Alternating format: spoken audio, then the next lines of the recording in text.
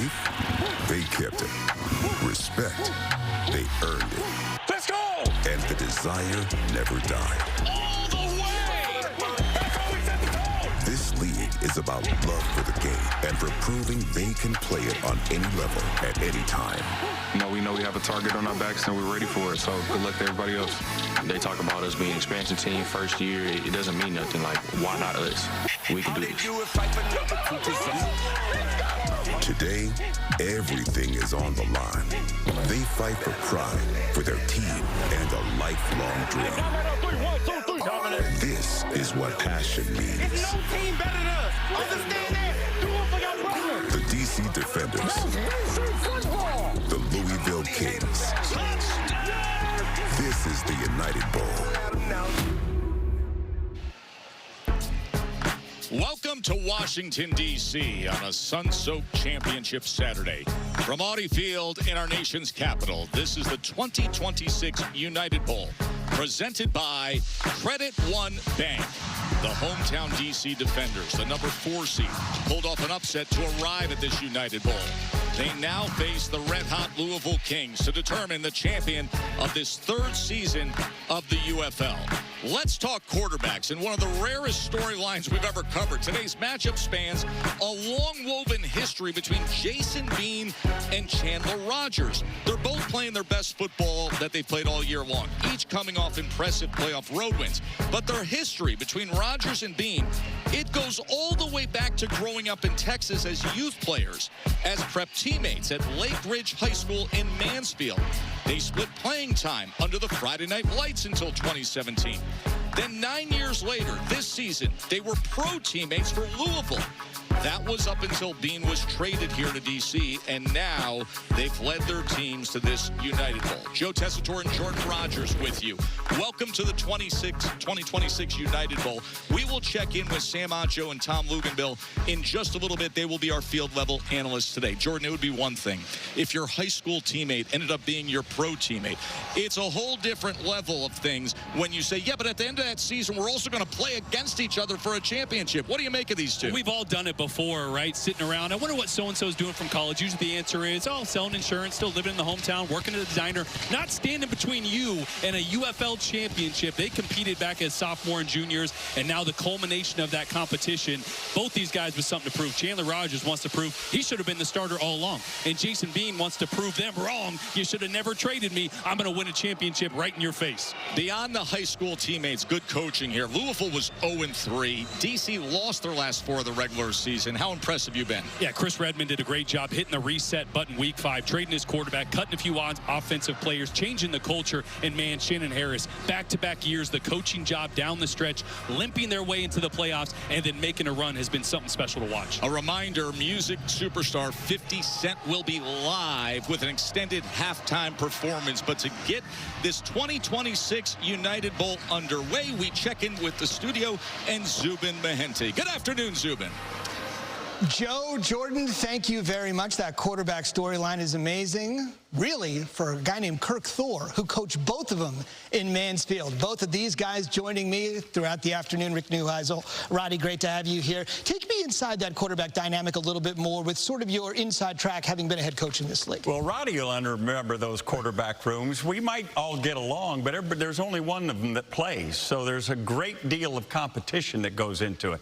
And what's interesting about this particular situation is there was a play in the 4th week of the season where Louisville was playing Houston. You can see Bean gets out of the pocket.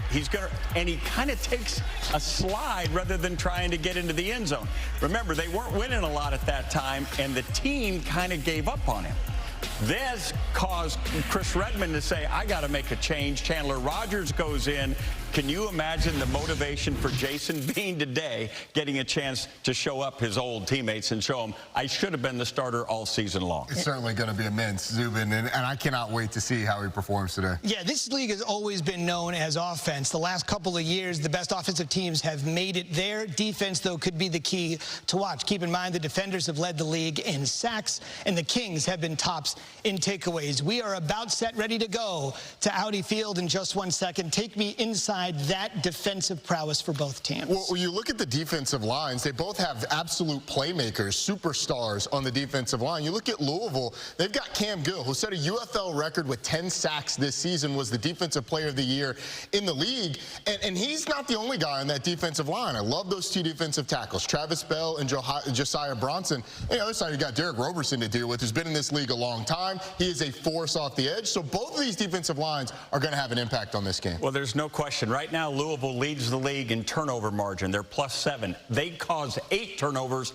by themselves just against the defenders. The defenders have to clean that up if they've got any chance today. And Louisville's looking for a championship in their very first year in this league, inaugural campaign leading to a championship. That's not something you see very often in sports as well. The quarterback duel is interesting, but take me inside. It's your first year. It's an organization. You're out of the jump, and you're already on the precipice of a title. That's a story that's gone a little underrated this week, but we're talking about. Oh, it's a huge deal for Chris. His first year as a head coach. It's also a huge deal for the city of Louisville, who really got behind that team and came out and supported them. I know Mike Rapoli, the owner of this league, is excited about Louisville as a place to build this league. This would be huge for that city and for that franchise to find a way to get a championship. And let's not forget, Dallas is the defending champs. Yeah. Shannon Harris took over last year late in the process, right before the season started, was able to lead that team to a championship, and they were absolutely rolling until Jordan Ta'amu's injury in Week 8 against this Louisville team. And then it took them a little bit to sort of figure out who they were. They started Spencer Sanders for a game, couldn't really get it going. And then they had to figure out where Jason Bean was going to be and where he was going to excel. The run game has been huge for them, though. Since Jordan Ta'amu's injury, they've averaged over 200 yards on the ground per game. Bean's legs being a big part of that. They factored in last week, got themselves a victory with time of possession. They had 36 minutes of time of possession, kept the ball away from Orlando, the team that finished the regular season with the best record. I think they had 71 plays to just 42. When you can do that to the opponent, you've got a great chance. And by the way, Louisville only had 40-some plays against St. Louis last week. They have to get better in terms of time of possession if they're going to hang in against the defenders. And we send it out to Audi Field, to Mark Goldman, the voice of Audi Field, for our national anthem. Please stand as you are able. Remove your hats for the presentation of the colors by the United States Naval Academy Color Guard and the United States Navy Serial Guard. Joining the Color Guard is 66th Superintendent of the United States Naval Academy, Lieutenant General Michael Borgschulte, Commandant Clint Cornell, the Director of Athletics at the United States Naval Academy, Michael Kelly, and members of the Navy football team, defending Commander-in-Chief Trophy champions. We welcome today's Anthem Buddies from Southern Maryland Youth Flag Football and FXBG. Please remain standing for the national anthem performed today by the Voices of Service.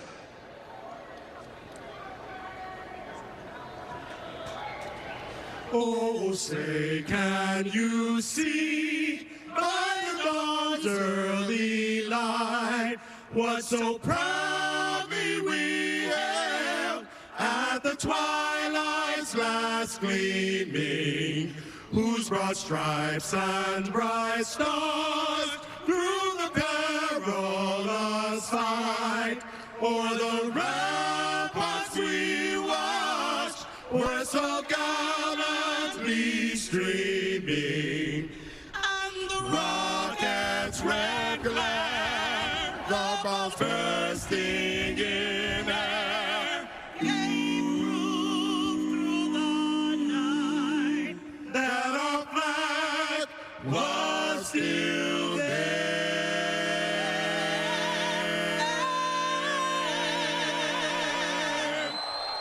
Oh, say does that star-spangled banner yet wave o'er the land of the free and the home of God brave.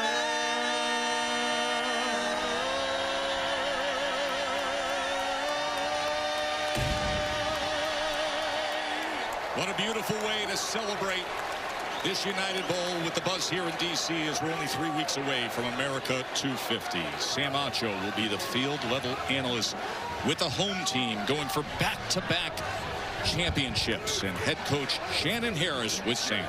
I'm here with head coach Shannon Harris. Coach Harris, you lost 4 straight games to end the regular season, yet here you said you would be back. How did you know? Yeah, I just believed in our guys, man. I believed in our coaches, the players, our support staff, everybody that's involved with our organization. We all believed in each other. Our mindset is all about us, we and ours. And these guys knew that we would get to this game. We had a great time of playing in front of our home fans. And we owe this to them tonight. And we can't wait to get started, man. I can't wait to see these guys get out here and tee it up, man. And they're itching at the bit to get ready. Thanks so much, Coach. Appreciate it. Luke's over to you with Coach Chris Redman. Well, thank you, Sam. Coach, you start the season off 1-4. 10-game season, that's hard to recover from. Win 5 in a row. Describe how you guys got to this point. Well, it's not how you start, it's how you finish. This group came together, I think, midway through the season. You know, we started really running the ball, playing hard. That's a great team. It's a special team. We're playing really good. I think we're playing at a high confidence level right now. We just got to settle our nerves down and start fast and see what happens. All right, Coach, good luck. Thank you. All right, on to our ESPN betting analyst, Tyler Fulgham. Tyler? Yeah, thanks, Lugs.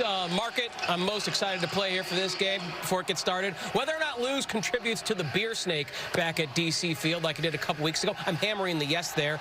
Spread is 1.5. It's a coin flip. I want to see what happens before I jump in on that. The total, though, 49.5. Usually very high. I'd normally play an under, but these are 2 of, if not the most explosive offenses in the UFL. So I'm actually thinking we see some fireworks here. Jordan, Joe Tess, before kickoff, I'm playing over 49.5.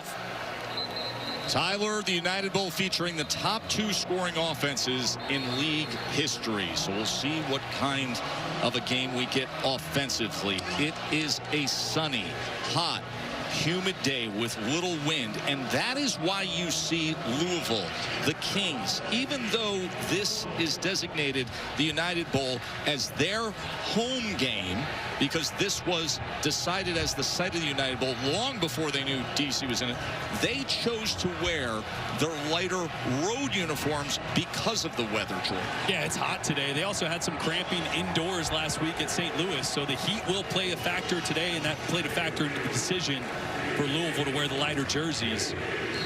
I love seeing the DC Reds here at home, though. The DC Reds here at home with, by the way, what they're terming the golden beer snake today. Louisville won the toss. They elected to defer. Ezukanma on the return as he takes it out just beyond the 35-yard line. And we will get our first look today at Jason Bean playing against the team that traded him away back on April 19th. He was gritty and he showed great leadership and toughness a week ago in the semifinal win. No doubt, making his 3rd start here for DC. He's a dynamic threat running the football. Really strong arm, has been inaccurate at times, but last week was the best version of Jason Bean we have seen. He was accurate, he was confident, he anticipated in the pass game. If Jason Bean can put another performance together like that, they can win a championship.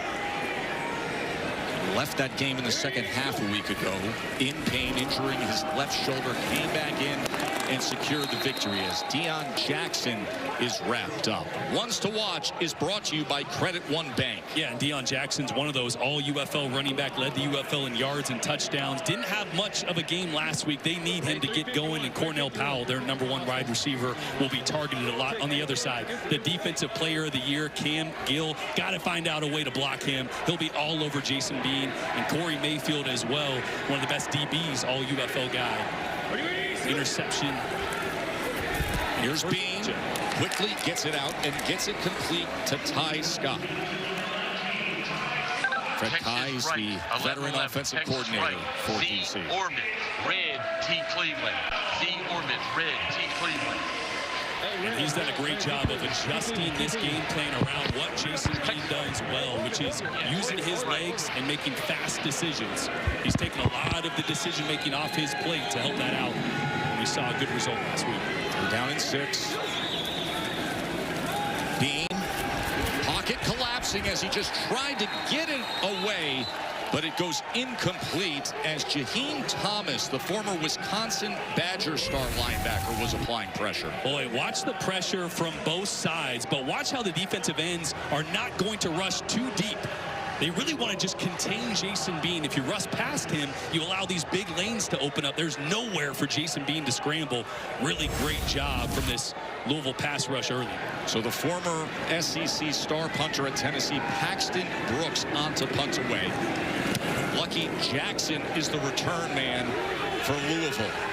As he fields it at the 11, makes the first man miss, and has a very good return to start off this game for the Louisville Kings. And here is the man whose football career has been intertwined with Jason Bean, Chandler Rogers. They traded Jason Bean away to D.C. Chandler Rogers was given the starting role, and Louisville gained a lot of momentum. He says this championship would mean absolutely everything to me. And he's been 6-1 as a starter since they traded Jason Bean. His superpower, making the simple play. He will bore you with completions. He excels in the quick game. He's extremely accurate. And this Louisville offense wants to run the football first and foremost and let Chandler Rogers dice you up with the quick game. A lot of pre-snap shifting and motion window dressing.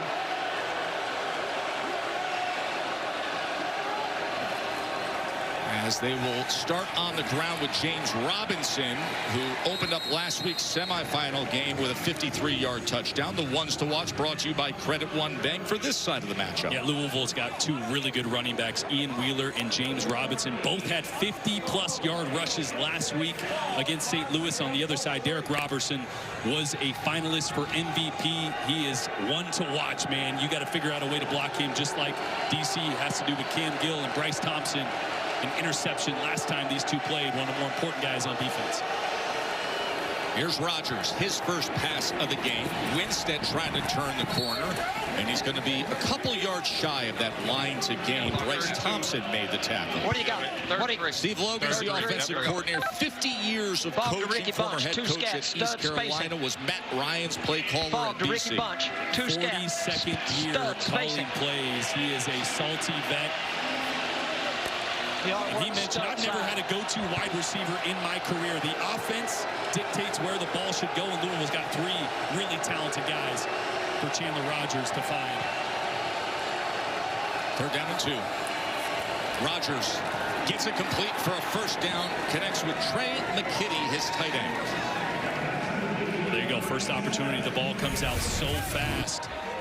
DC will bring a lot of pressure. Look at all the guys around the line of scrimmage. The ball just comes out with anticipation and accuracy from Chandler Rogers. That's what we've seen on this 5-game win streak for the Kings. Rogers has been as efficient as you'll see from the quarterback position. Tess, you mentioned all of the shifts and the motions. That's an indicator for the quarterback so they can get an idea of what DC is going to be in defensively, simplify things, a lot of moving parts and window dressing. We'll keep looking for that, Lutz. First down, not much there for Robinson this time as he is pushed back. That was Boogie Basham in on the tackle. Blake Williams is in his 2nd year as the defensive coordinator for DC. Of course, he is the son of the NFL veteran defensive coach Greg Williams. Let's go rifle. This is an aggressive defense. To lurk. Rifle they to will lurk. Bring pressure. They will play man coverage. They're really talented at corner. DeAndre Baker and Garyon Connolly, 2 former first-round draft picks in the NFL. And that's why you're going to see the motion and the movement pre-snap to try to allow Chandler Rogers to see what DC is doing on defense. Rogers on 2nd down. Pressure as Rogers is able to escape and make the most of it as he glides out at the 45-yard line. If you prefer to watch football from Skycam, we do have that version of this United Bowl for you on the ESPN app. Same audio, same access that you're getting right here, but you will see every play of this championship game, the 2026 United Bowl, from Skycam. Excellent perspective. If you want the Skycam, just go to the ESPN app.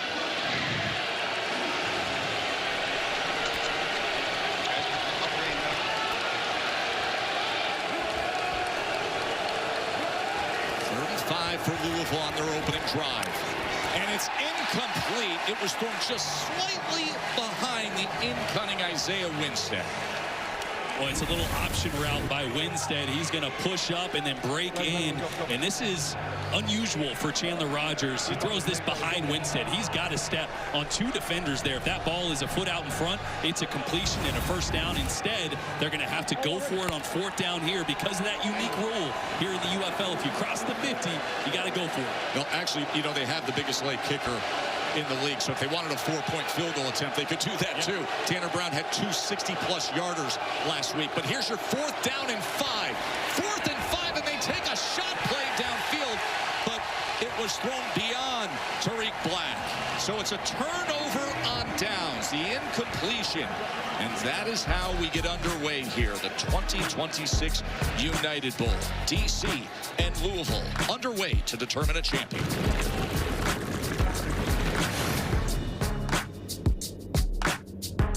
For back-to-back championships, and that's because of the star performance by Jordan Ta'amu a year ago. The former Ole Miss quarterback was incredible in defeating the Michigan Panthers. They won the game 58-34. He had a league record 390 yards and 5 total touchdowns. Now this year, unfortunately, Jordan, there he is, was knocked out for the season with an injury on May 16th.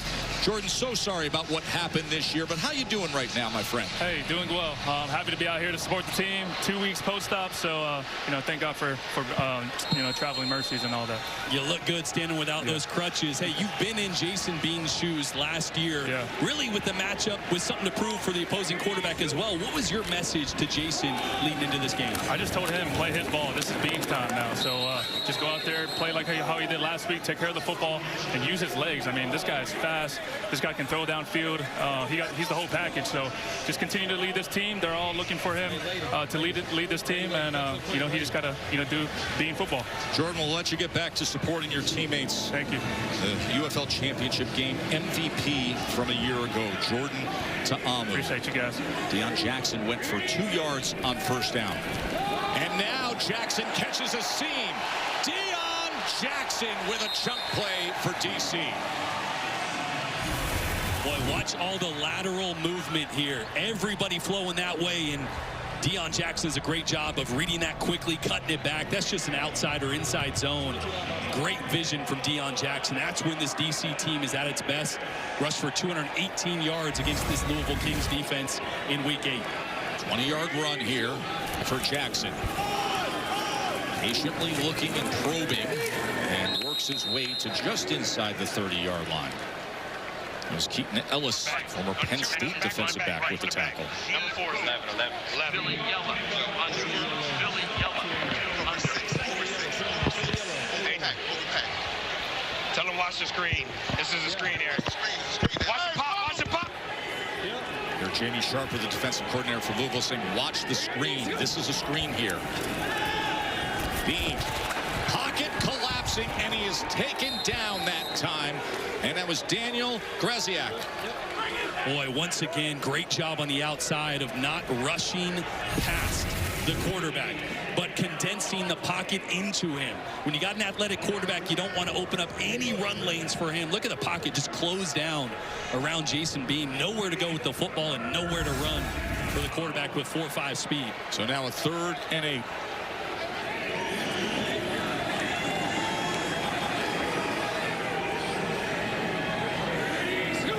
Smith shifts in. Bean trying to wiggle his way ahead, and there just wasn't that much there. Only picks up a yard. So with that, Matt McCrane, the outstanding place kicker, will come in.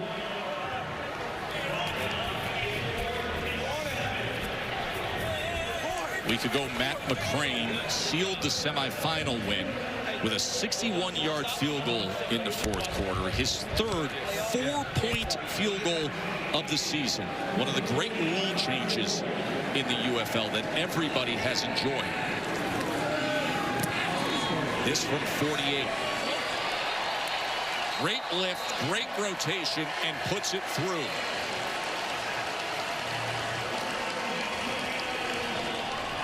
Three-zip DC here in the United Bowl. The United Bowl, presented by Credit One Bank, is brought to you by Orlando Health. We make it personal. The United Bowl will continue after these messages and a word from our ABC stations. They were sitting there questioning things. Then came the big trade. Not just the quarterbacks, but a change of offensive line, some staff changes, and then down the stretch with Chandler Rogers, Jordan. 5 of their last 6. Yeah, and it was an emphasis in running the football. Through their first 4 games, they were averaging just 45 yards a game, worst in the UFL. Since that point, 145 yards a game, one of the best rushing attacks. That's helped out Chandler Rogers, but man, the culmination of a competition between 2 quarterbacks that goes back to high school is just getting warmed up here. From Lake Ridge High School in Mansfield, Texas, where Jason Bean and Chandler Rogers were high school teammates, to then this was the scene earlier this year with the numbers for Bean when they were together in Louisville, and obviously the success then they've had with Rogers. We had a good conversation with Chris Redman, Louisville head coach, who said, as the season went on, we created a very good culture, and that was critical. I think that's the most important thing they did, Tess, is they cleaned up the locker room, got rid of the locker room lawyers. The guys that were going to be in were either going to buy in, and there was going to be only one way that they were going to do it. And you got to credit Chris Redman a ton as a first-year head coach, because he had to make some tough decisions at a very difficult part, and he trusted his gut, and here he finds himself playing for a championship. 11 on deck. Who's, of course, Chris Redman himself, a star player who was part of the Super Bowl 35 winning team with the Baltimore Ravens, but a first-year head coach making big decisions like that to shake things up.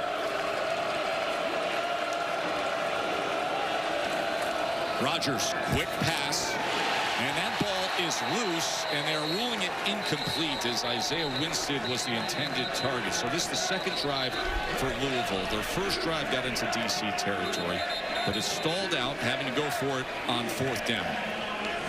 And you can see DC already bringing the pressure. Bryce Thompson blitzed off the left edge there. Okay, Chandler Rogers forced You'll see him in between the snaps. Let's go, baby. Let's go.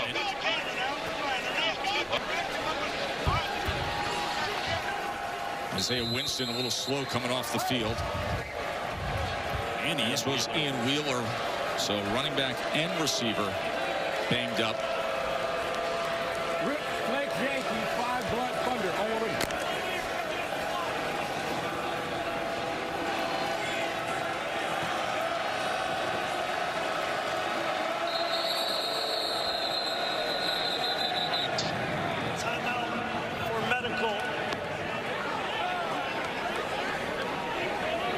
Officials are going to have a medical timeout here. Chris Redman looks on. Of course, he was a Louisville legend in college, a Louisville Cardinal Hall of Famer. Left Louisville as their all-time passing leader. Won the Unitas Award as a senior back in 1999. Son of a legendary high school football coach back in Kentucky.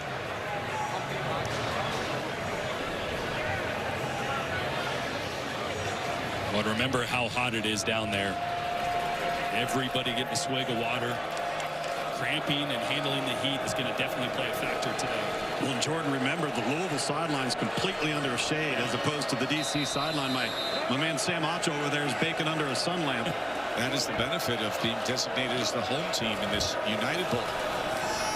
James Robinson, as he was brought down and quickly at about the 48-yard line. Here we go, Logan, right there. That's a great point you're making, Tex. Usually DC's on the opposite sideline in the shade by design.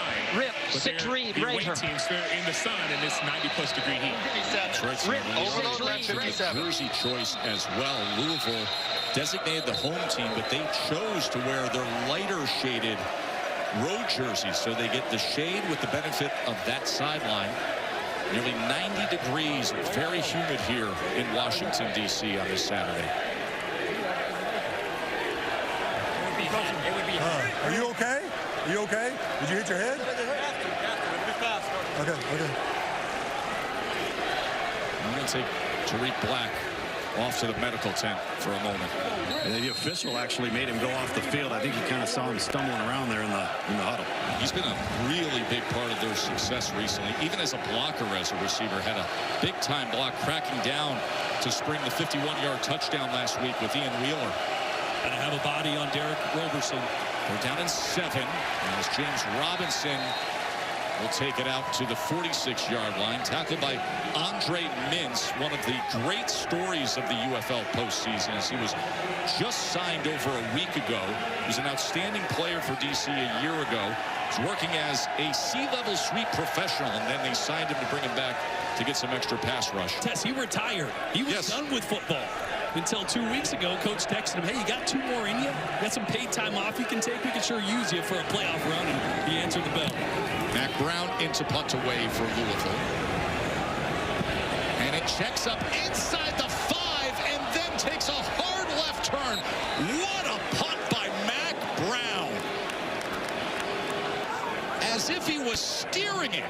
Checks up inside the 5 and turns left. Inside the 2-yard line, the former Ole Miss punter, now with the Louisville Kings. Look at this action. And that is where DC will take over, leading 3-0 in the 2026 United Bowl. Matchup of DC and Louisville. Both teams went on the road last week in the semifinals as the lower seeds. Number 1 seed Orlando was upset by DC, and then a really great, strong, solid win by Louisville at St. Louis in the Dome with that home atmosphere.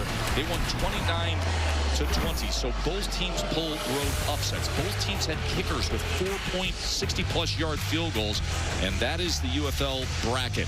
And today we will crown a champion, the 3rd year of the UFL here in DC with the signature today, the Golden Beer Snake. And we just had a massive connection here, bridging it and adding to it, Luke's. Fantastic. It looked like a good 8 to 9 feet all in one fitting.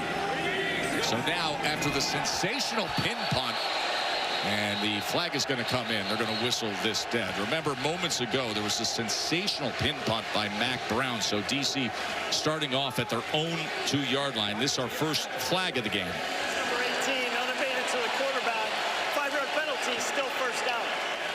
And that'll give them some breathing room, Jordan. Yeah, great hard count down there. This is something Louisville struggled with. Cam Gill, 11 sacks on the year, leads the UFL. He has a really good jump on the ball. All these Louisville defenders try to get a really good jump on the ball. Struggled last week, couple penalties. St. Louis went hard count, so great usage of that there from Jason Bean to give himself some breathing room.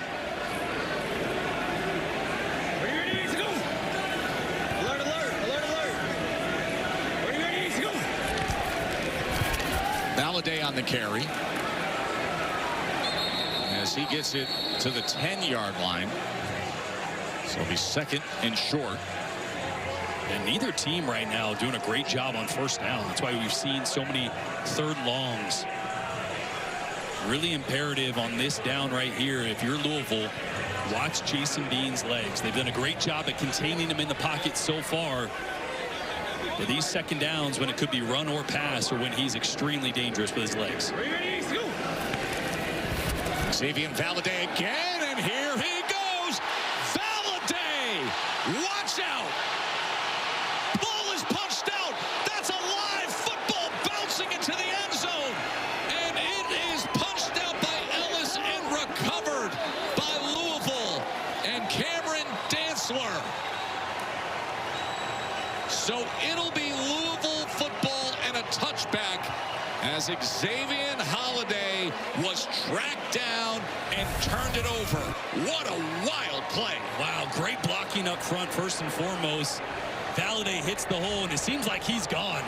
But Keaton Ellis with a heads-up play, knowing Valladay didn't even see him coming, punches it out. That is a high IQ football play from Keaton Ellis, the former team captain at Penn State. Are able to recover in the end zone. What a swing for Louisville. Keaton Ellis, who grew up right there in State College, Pennsylvania, and went on to star at Penn State, Tom. Yeah, I got Keaton Ellis right here, man. What a hustle play. That's how you make championship plays right there. What was going through your mind as you're chasing that down? I mean, initially, just get him down, stop the bleeding. While I was running, I was seeing he kind of had it loose in the back. Took my shot. Made sure I tried to secure the tackle, too, if I missed it. Man, guy's great, man. Ended up getting my hand on the ball. Made the play. Outstanding, man. Good job. Appreciate you. With the unprecedented access that we are afforded here in the UFL, to have Keaton Ellis run the distance of the field, make that incredible punch-out forced fumble, and then seconds later be interviewed by Tom Luginbill. It's excellent stuff by Keaton Ellis. And remember, these teams played each other twice this year, and the storyline was DC turning the football over. They turned it over 8 times in those 2 matchups.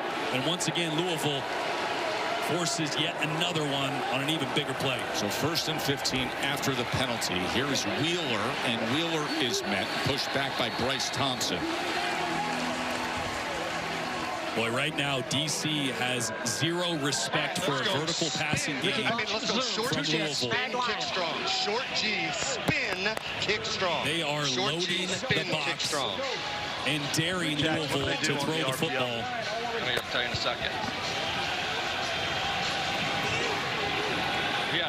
Rodgers just 2 completions for 12 yards so far. Look at all of these guys in the box. Wow. Here's your 2nd and 13, and that is incomplete, as Garyon Conley had coverage of Isaiah Winston, former 1st-round draft pick by the Raiders in the NFL. Great coverage there from Conley. There really haven't been too many guys open, even on a couple of the early completions for Rodgers. It was tight coverage. I said it to start this game. This is one of the most talented secondaries in the UFL with the 1st-round draft picks.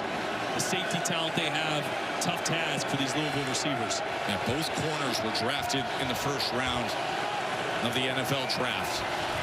And Rodgers, as he makes his way out to the 29-yard line on what was 3rd down and 13. So the punt team will trot out there for Louisville, and head coach Chris Redman.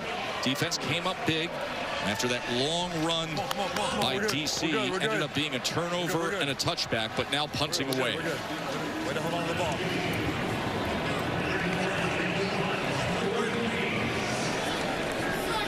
Kiki Kuti is the return man. We'll see if Mack Brown gives him a chance, as he turns this sky punt over and is fielded at the 20. And Kuti muscles ahead just beyond the 30-yard line.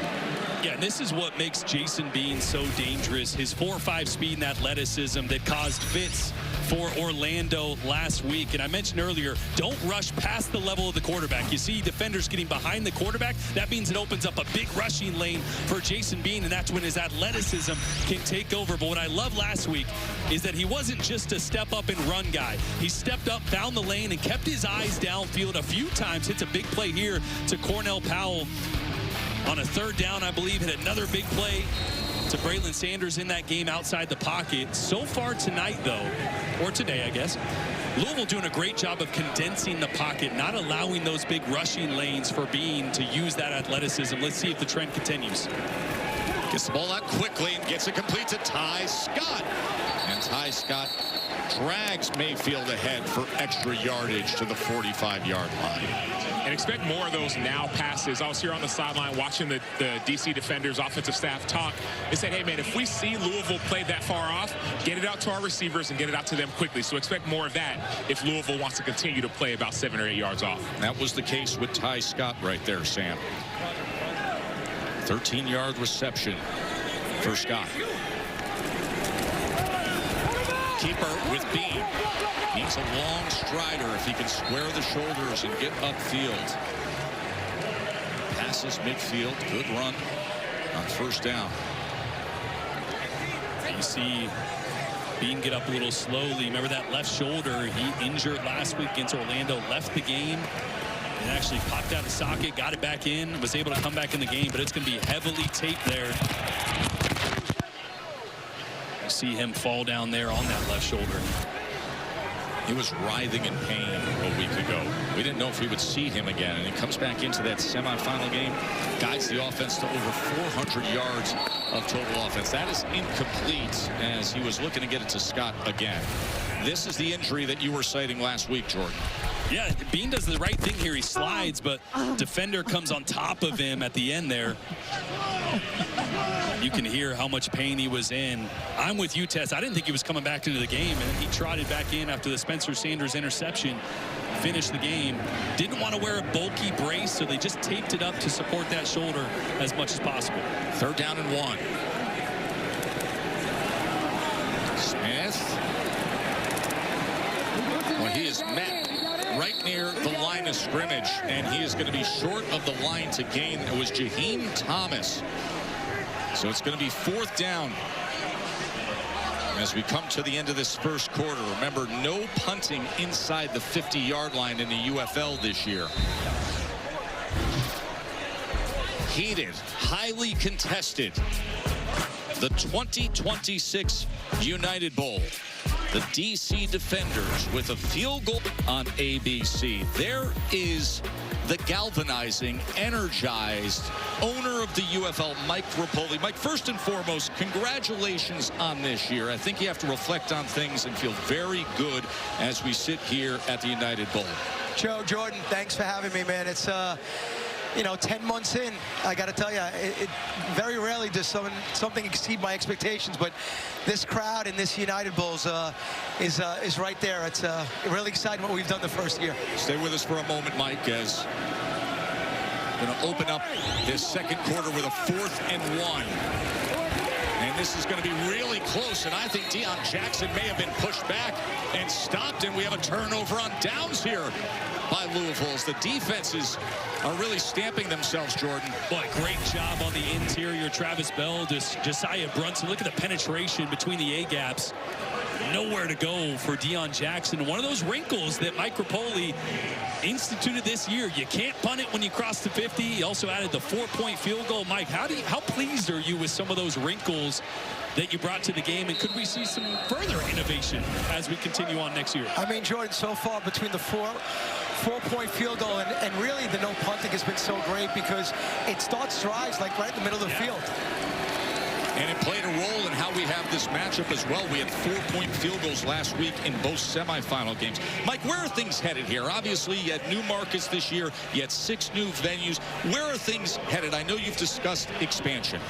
Well, we're going to have expansion in 2028. Oklahoma City is definitely coming in. They're going to have a new stadium there. And Russ Brandon and my team, starting Monday, are going to start to look at 4 or 5 different facilities for the second team. And, you know, we're going to watch the 8 teams we have right now. And, you know, the one thing, Joe and Jordan, is the smaller venues are definitely working, and it's been great football. You go jet motion here on 2nd and 6 with Winstead trying to turn the corner, and he does so successfully. Mike, we're going to let you enjoy the game. You're going to have work to do with us later today, handing out a trophy for the United Bowl. Great to always visit with you, my friend. Thanks, guys. Appreciate what you guys do. You guys have been great. Thank you.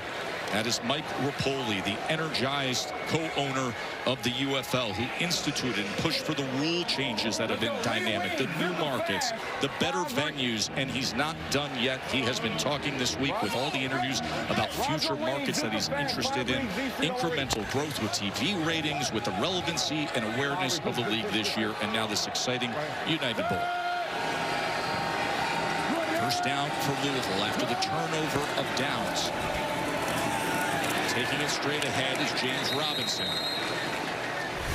Hey, Jordan, you were busy last night. The awards dinners in the UFL you hosted. Handed out some hardware. Jack Plummer from the Orlando Storm, the most valuable player. Cornell Powell, Sportsman of the Year. Anthony Beck, Coach of the Year. Cam Gill here on the field, Defensive Player of the Year. We had a lot of hardware and a lot of players worth celebrating last night. Now, it's interesting to reflect on Anthony Beck. He did such an outstanding job. They were the best team in the league, was Orlando, all season long, the #1 seed. And then last week, playing down there in Daytona, Florida, because of a conflict with international soccer constraints, this DC team pulled off the upset. But Coach Beck was honored last night as Coach of the Year. Again, if you want to watch this 2026 United Bowl from Skycam coverage. We do have that version available for you. It's on the ESPN app. You get the same audio and access that we are giving you here on ABC, but you can go to the ESPN app and watch the entire United Bowl from that perspective of a Skycast. 3rd down and 8. Here's Rodgers on 3rd and 8. They pick up the blitz up the middle. Oh, did he take a hit as he throws it downfield, and it is picked off by Kai Gray. An interception, as it was Derek Parrish who just lit up Chandler Rodgers. Boy, watch Brandon Smith. He is going to fake like he's dropping, and he's going to blitz right after that. So he fools the left guard, Tunstall, and he's able to provide the initial pressure that forces Rodgers out of the pocket, and the massive hit led to the interception for Kai Gray downfield. This matchup between DC and Louisville has been a physical one for Chandler Rodgers. Each game he has taken massive hits, and once again it pays off for DC. Well, we hyped it as the top 2 scoring offenses in league history. But the defenses have come to play. An interception and a 3-zip game as the United Bowl will continue after these messages and a word from our ABC stations. Well, if you go back to week 7, Chandler Rodgers and Derek Roberson met with some ferocity. Look at this hit on Chandler Rodgers. You will not see a bigger impact. Ball pops out. He got back up, and once again today, Rodgers and DC, it's getting physical. That was the big hit from Derek Parrish as Roberson was tracking him down. And I'm here with Derek Roberson and Derek Parrish. So start with the hit from last week. D-Row, you said that Chandler Rodgers was lying about the hit. What was up with that? Yeah, he was lying to America when I attacked to his ass a couple weeks ago. I mean, if you watch the play, he got kind of woozy, went out for a couple plays, but remember, I gave you a card. I asked him if his dad was going to hurt this time, so, you know. And then, Derek, when you had a hit today, what did you see on that last play? I saw him running free, and then it's our job to run through his face. So that's what we're going to do. We got 3 more quarters of that, so that's the intention. Great job, fellas. And we'll show that card one more time. Describe to us what's on the card so we can see it up personal. Boom, up close. You know, he said, yeah. I'm gonna put your head on the new one after this game. You feel me? So yeah, that's what it is. Appreciate it, D-Row. Yes, you do not mess around with Derek Roberson. He dominated, by the way, last week's semifinal at Orlando. Had a 4th down sack, had 2 TFLs, had a pass breakup. And that clip we showed you went absolutely viral on social media. Here's Ty Scott. Ball is out. The ball is out. It is scooped up, and it is brought back by Guerrer. Eric Guerrer returns it for a touchdown. Boy, it's just a quick bubble throw to Ty Scott. And Mayfield on the tackle puts his helmet, I think, right on the ball. Quick, easy throw for being into your playmaker's hands. And look at, ball. Helmet on the ball from Corey Mayfield, and Eric Guerrer closes it out for the touchdown. Turnovers have been the Achilles heel for DC in the last 2 matchups with Louisville, already 2 today. 1 for a touchdown. And the other eliminated a massive play that would have put DC into scoring position. The defenses are really the headline makers today. Tanner Brown on for the point after, as he puts it through. Mr. Mayfield taking care of business, stopping the run, playing that stock block. What'd you see? What would you leverage there to make sure you were in position to make that play? Yeah, it was a good call by Sharp, man, and K-Dub up there in the stands. It was a cover 2 call. I got a block. It was a bubble. I triggered and just made the tackle. My boys was running hard, and they returned it for a touchdown. This football team has completely turned around their fortunes from midseason on. How did this happen? Man, we just believed. We believed in our coaches. We believed in each other. We believed in everybody around, media, from top all the way to bottom. Nice job, man. Hey, thank God. Hey, Mama, I love you, Mama. I love you, Mama. Corey Mayfield Jr., who had 10 takeaways this season. That was the most in the UFL. He had a game at Dallas that we covered where he had 2 interceptions in a game. And at the end of that PAT, Jalen Thomas, who's the right guard for Louisville, remained down on the field. So the medical team is out to. Of course, the story coming into this game was the history between these quarterbacks, Jason Bean for DC and Chandler Rogers for Louisville. They played together at Lake Ridge High School in Mansfield, Texas. Their head coach was Kirk Thor, and Kirk Thor joins us now. Kirk, what is this experience like for you to have your former high school quarterbacks now playing for a pro championship? It's like Father's Day. You know, you got 2 of your guys out here and you're watching them, and every single play is you feel like you're on pins and needles. I'm more nervous now watching them than I am coaching football games. Kirk, share with us some conversations you had with Jason and Chandler today. Yeah, you know, I just told both of them. I just told them, hey, go compete and have fun. I'm proud of you and I love you. And I just want those guys to go play hard because their character's so good. Obviously, they're great skills, but I think what makes them special is they're great athletes and they have great character. And when you can do those both, you maximize your potential. So that's why I'm so proud of those guys. Coach, what do you remember about those competitions? Because Chandler was a sophomore, Jason was a junior. They kind of split time. And then Chandler won the job as a junior, ended up getting injured later. But what do you remember about the competition between those 2 guys earlier? You know, it was fierce on the field, but I've told a lot of people this week is the amazing thing is when you have 2 quarterbacks like that compete, they could divide a locker room in a hurry. And we see that in the world of sports. Those guys did not. Those guys said, hey, we're both quarterbacks. We're going to have one team. There's not a Chandler camp. There's not a Jason camp. We're Lake Ridge football, and we're 2 QBs better than 1. And that says a lot for high school kids. And I will always remember that about those guys. Hey, Kirk, enjoy the rest of your early Father's Day here with your 2 former quarterbacks now playing as pro quarterbacks going after a championship. We're going to take a timeout as Jalen Thomas is being tended to by the medical staff. That happened after the extra point.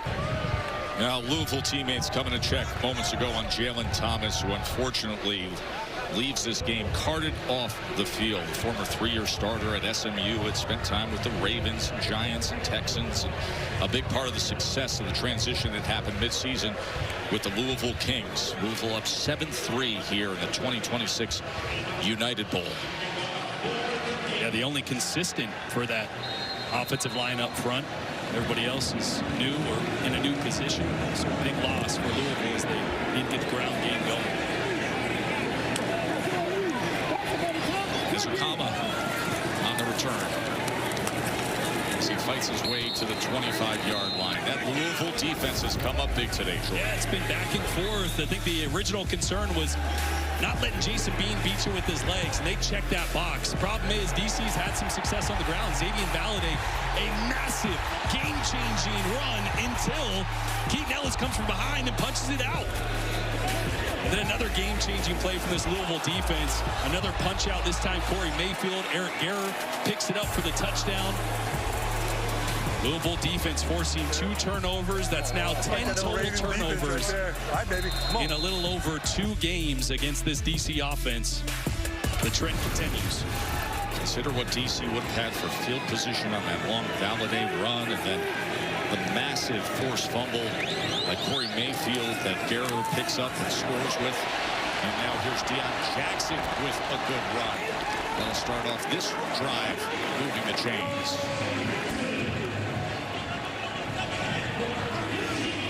Yeah, the zone running game, the lateral movement from the offensive line for DC has been great.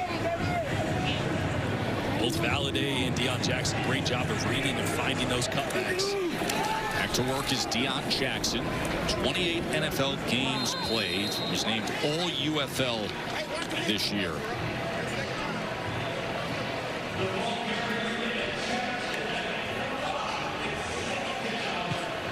No, Jordan, we saw a little bit of this ground game last week where DC had some success versus Orlando. We discussed you're so concerned about Bean's legs that you find yourself overcompensating and then opening up inside gaps. This is Valladay. Goes ahead for just a couple of yards. Be And third if you and do it short. next time, do it with the slot with the Glenn. Okay. But it's third down right here.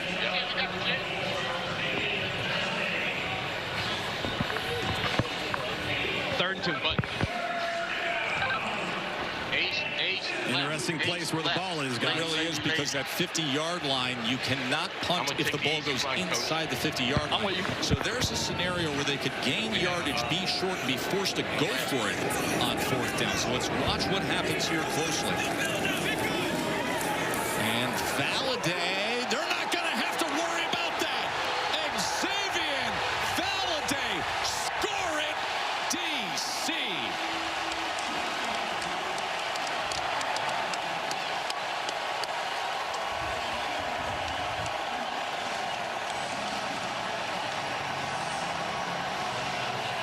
A 51-yard touchdown by Valladay.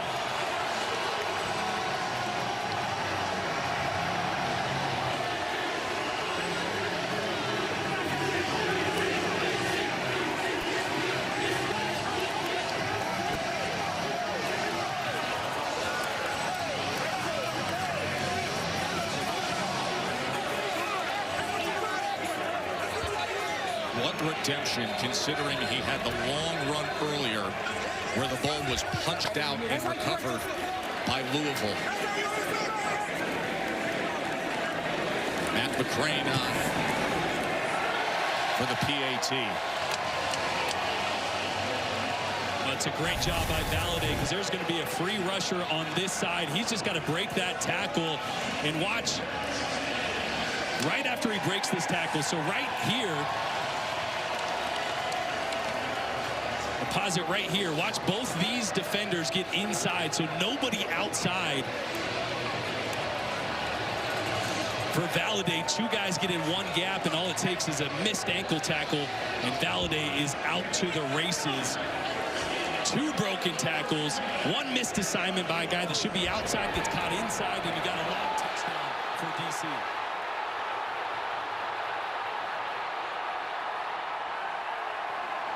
I'm here with Xavier Valladay. Two big plays. One went in your way, one didn't. What did you see? For sure. I'm sorry, what'd you say? I said, what did you see on that last play?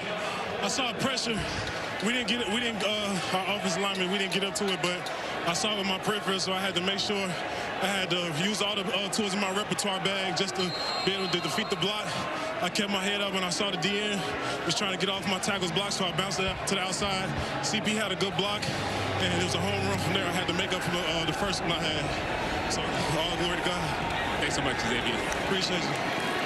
Hudson on the return, and a fired-up special teams unit downfield with good coverage. And all of a sudden, you start to hear that little roar, that buzziness here at Audi Field at Buzzard Point. Home team up 10-7. Home team in terms of reality. Road team in terms of the assignments for this United Bowl is DC. The story for this Louisville offense so far, just 48 total yards. They have not been able to get the run game going. DC is selling out. They're stacking everybody in the box.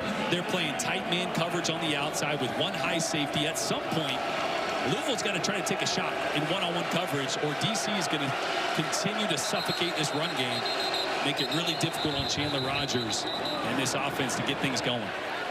Officials are going to take a timeout to clean up the field. A football was thrown onto the field. Boy, that golden beer snake. Yeah, that's why a football is often thrown on the field. 3/4 of the way up.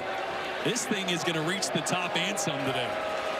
You got the normal regular season beer snake, but today it is the golden beer snake, as they have replaced the clear cups with gold cups to see if they can take home some gold and win a championship in the 2026 United Bowl. Brandon Smith with the tackle on Ian Wheeler. When it is complete, it's 5,000 plus cups emptied. And they ain't small.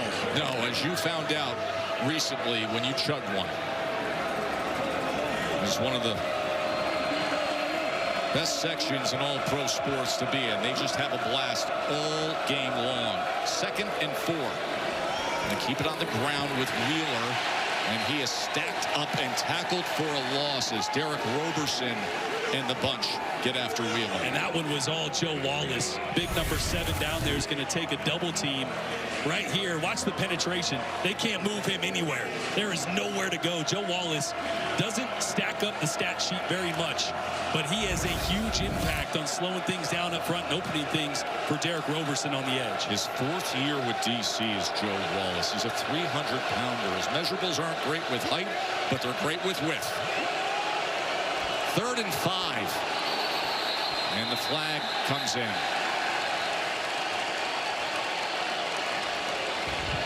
False start number 76 to 76. False start, offense number 72.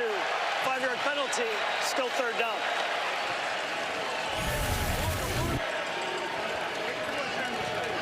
McAllister just trying to get a jump there. These are the moments, 3rd and longs, passing situations that Andre Mintz was signed out of retirement for. Number 48 on DC. Still working his job remote. Obviously not today. Forced a lot of double teams from Orlando last week as a pass rush specialist.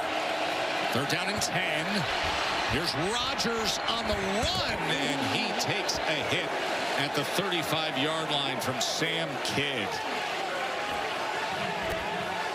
We showed you what Derek Roberson did to him earlier this season. Now Sam Kidd getting a look in. Yeah, this is another big hit. A great job stepping up and escaping from Rodgers, but he's got to get down and protect himself because he gets a big hit from Brandon Smith. Kidd was the first there, and then Smith cleans it up. So Matt Brown in to punt away. Kiki QT is the return man. Brown's punt is driven to just inside the 10-yard line as QT wiggles his way just beyond the 20. A reminder, the Stanley Cup Final continues tomorrow night at 8 Eastern on ABC.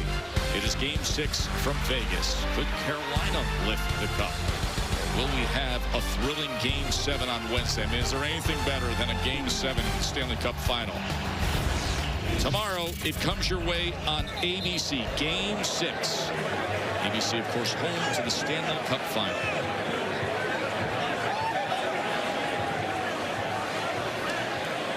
What an environment we have here in D.C. This is the championship game environment that Mike Rapoli and everybody involved with the UFL envisioned. A packed house, a beer snake reaching the top before halftime. And a really good, fiery, competitive game. I mean, this thing is being contested. It is chippy. It is hard-hitting. Abram Smith, big running back, former Baylor star, had one of the greatest Sugar Bowl performances of all time when he went for 172 yards in that win against Ole Miss. Sam? One of the best things about UFL football is that we get a chance to hear the calls and interpret the calls. So I'm here with backup quarterback E.J. Perry, who's trying to get the call right now, and he's going to tell us what the play means. So we're going to yak the tight end over and run inside zone, reading the backside end. He's going to split flow here. Hold it, and he's out. Get out, get out, get out. First down. And Jason Bean strides out. All right, let's stay with E.J. Perry there, Sam. All right, E.J., we're going to stay with you. We're going to let him listen in, and then we'll ask him what it means. Flex right green. Flex right green. T-jet. T-jet. Blade. Z-glance. Blade. Z-glance. We're going to jet our guy over here. And then we're going to have the back guy off the ball. We're going to jet the T, and then the Z is going to have a glance, and we're going to run inside zone with a glance. We're going to read this guy, this safety here. He comes down. Yeah, he pulled it. Oh, just got tipped at the line of scrimmage. That ball is incomplete, as Ukama was the intended target. Great to be able to listen in to the former Ivy League Offensive Player of the Year, E.J. Perry. Ace right, Roger, inside zone, and we're going to read the backside end. And then we have a bubble out here to the field. What are you expecting, what you see? He's going to hand it off here. And that's exactly what he does to Abram Smith on 2nd down. So it'll be 3rd and about 3. Fred Keyes, the offensive coordinator. E.J. Perry, the veteran quarterback, backing up Jason Bean. Flex left. Flex left. Zone. White, white, white. Flex left. So white, white, white. Alert. 1-2-2 flood. 1-2-2 return motion, and he's going to fake like it's a jet. Try to draw this, the guys offsides, and then we're going to alert it to flood, which is a fake play action bootleg with a flood pass concept. Yep, we got him. Here we go. Here we go. Here we go. So here's the free play. And it's incomplete, looking for Ty Scott. And you're going to get the flag downfield as Corey Mayfield was in coverage, Jordan. Control myself. No, you're good. You're good. I like football too much, you know? E.J. Perry saying, I can't control myself. I like football too much. And the son of a legendary high school football coach in Massachusetts, the nephew of the Ivy League head coach at Brown. Both of these? There are 2 fouls, both on the defense. Tell me what you have. Were they 2 different acts? Or you had one act that I had a face mask. It was grab the mask of the defender in one act. I had no foul until the grab to the mask. Okay, there is a quick grab of the mask. If it's one act, it's the same yardage. Or no, it's DPI. Yeah. I'm just trying to confirm where this occurs. Let's listen into the Morgan & Morgan Command Center with Dean Blandino. Okay, the contact's about the 35-yard line. So go ahead, you can make your announcement, and then we'll go PI, just PI. Yep. There are 2 fouls, both on the defense. Offside defense number 91 in the neutral zone. At the snap, that penalty is declined. Pass interference, defense number 12. That's a spot foul, automatic first down. That's Corey Mayfield working on Ty Scott. You see the right hand just gets up on the face mask. Right there, he's got it. Ty couldn't track the ball because of their interference there. Great call, but I love the play design. Did exactly what they wanted. They wanted to get him to jump offside. They did. Then they take advantage of it, take a free play downfield, and it pays off. Well, let's listen into one more play with Sam Acho and quarterback E.J. 3-by-1 here with the tight end backside to get all of a man zone tail here. We're going to go 29, which is outside zone. We're going to lock the backside in and read the backer for a glance. And it off, cut upfield. Abram Smith does try to cut upfield for just a couple of yards. Sam, great stuff with E.J. We'll let him go and get back to work there. E.J. Perry, who was a starter in this league, now the backup to Jason Bean. Played in the CFL, bounced around some NFL practice squads, began his career at Boston College, and then had great success as the Ivy League Player of the Year at Brown. Want to wish E.J. and his wife, Charlie, best wishes as they're expecting their second child within weeks. Well, EJ, they said you're expecting a second child. Anything you want to say before we let you go? Yeah, Charlie, I love you. She's doing it all on her own right now, so she calls herself a single mother. But I'm coming home. I'm not going to be a deadbeat for long. Abram Smith straight ahead. Good power run by Abram Smith. That's the kind of running we saw to him at Baylor.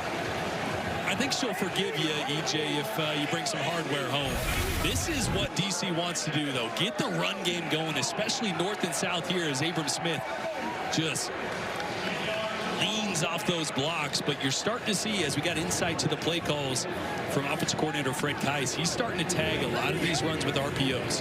Last week, they took a lot of those decisions off the plate of Jason Bean. Didn't want him to think too much. Putting it back on his plate today. Here's Bean keeping it, trying to get to that edge on the right side as he is chased down out of bounds. Corey Mayfield was there defensively. Mayfield, who had the forced fumble earlier, that was returned for a touchdown. Louisville's lone score of the day, 10-7 here at Audi Field. Guys, we're seeing a ton of rotation along the defensive front for Louisville as Jordan was talking about this run game getting going for DC. You're seeing some tired Kings wearing gray here right now on this drive. Luke's total yards is DC 230 to Louisville 59. That ball is a live ball being fought for. And they are marking it at the 25 as DC will maintain possession. As Ukama was the receiver right there. And that ball just on the back hip. That ball is going to be out in front. So as Ukama can catch it, run. Had open space, so another miss there from Bean. 3rd down and 12. Jason Bean under pressure, downfield throw, and it's incomplete, well beyond Briley Moore. So Matt McCrane will come on to attempt the field goal. Well, that was made by Cam Gill, the Defensive Player of the Year. Gets inside of Duncan here to get pressure on Bean. He had to let this go way before he wanted to. Feels the pressure. Bradley Moore's not even close to being out of his break. They didn't even have a chance there, but it was Cam Gill forcing the early throw, finally getting involved in this game. As we reach the 2-minute warning, a 9-play drive for DC, and on the other side of this break, we'll see if they can add 3 to their lead.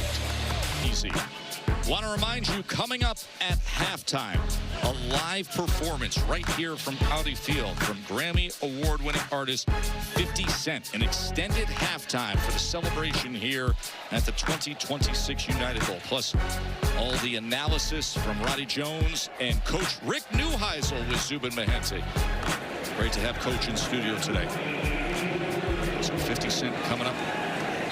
I hopped in the car with you the other day. You were rocking 50 Cent. He's on all the club anthems. I always go with the club anthems. You know that. Matt McCrane coming off of the 2-minute warning after his excellent semifinal performance a week ago. And he puts it through right into that beer snake section. 13-7 as DC is trying to win back-to-back championships in the UFL. You know, Jordan, we've talked about it for a while now, but it really is remarkable considering these two teams and how they've arrived here. I mean, the start of the season, Louisville was an absolute mess. They had to switch things up, not just with the personnel on the field, but a complete culture overhaul. And DC, you got to give credit to Shannon Harris, the head coach. They come into the postseason having lost 4 straight. They're without their starting quarterback. And the message was, everybody's 0-0. It's a new season. Don't think about it. Yeah, and just 3 weeks ago, Jason Bean was the 3rd-string guy. So to get on the run they have with Jason Bean has been fantastic for Shannon Harris. But Louisville, they got to get things going on the ground to open up the passing game. They have 59 total yards. They ran the football really well the last 2 times they played DC, but DC is selling out to stop the run. And Chris Redmond in this passing attack for Louisville has not had an answer. At some point, they're going to try to soften up the defense, take a shot downfield, get them out of these loaded box looks, because otherwise, nothing's working for Louisville right now. No, 18 passing yards at the Louisville Kings. Their touchdown came on a fumble return by Eric Guerra. There's Tyler Hudson on the return. And he is met just beyond the 25-yard line. Both teams have all their timeouts remaining. Of course, the Super Challenge as well. Minute 52. Chandler Rogers, former high school teammate to his rival quarterback today, Jason Bean, former pro teammate earlier this season. They were both on Louisville. Said it was a very toxic environment on this team earlier. Said even after week 4 when we finally won, it just didn't feel like it. And then a complete overhaul for Louisville. But right now they need to find an answer offensively.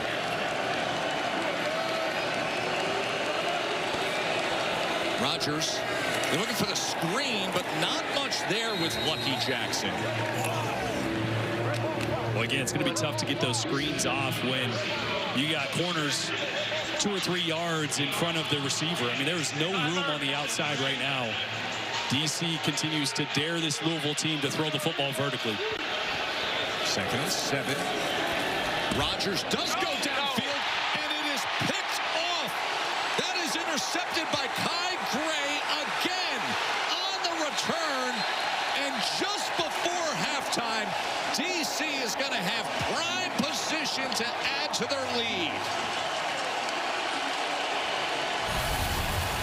Boy, Chandler Rogers gets fooled. He's watching Kai right here. He's thinking he's going to go that way. He doesn't. He goes to the middle of the field, and Rogers is trying to hit the seam route, which you only do against a 2-safety split look. So he is fooled by the late rotation. Great disguise there in late rotation from Kai Gray, and he is right there. Easiest interception he will ever have. 2 interceptions in this first half by Kai Gray. And that's just not something you see from Chandler Rogers. He is usually so good at knowing what a defense is in. But the late rotation there just fooled him. because you only throw that ball down the middle to the tight end if it's cover 2, and you have a wide open middle of the field. Kai Gray was right there, and that's a big mistake from Chandler Rogers.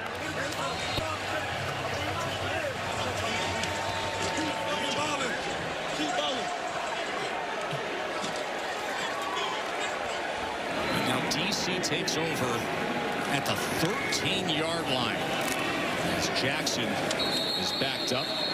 There's a host of Kings defenders, including Stokes, right on the tackle. Sam? And I'm here with Kai Gray. Kai, you got 2 picks. How many more you got in you? I got a whole lot, probably 5 today.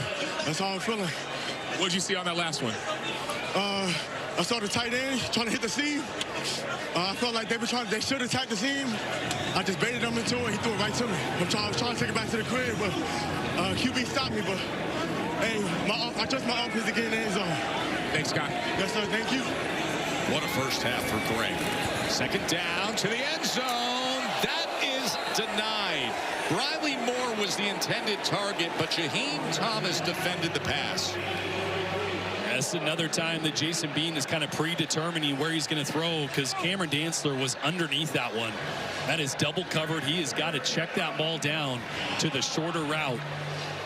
Remember, 2 weeks ago, he threw an interception in the red zone, and the reason was his eyes. He's got to be very careful down here, staring receivers down. The windows get smaller in the red zone. The margin for error is much tighter.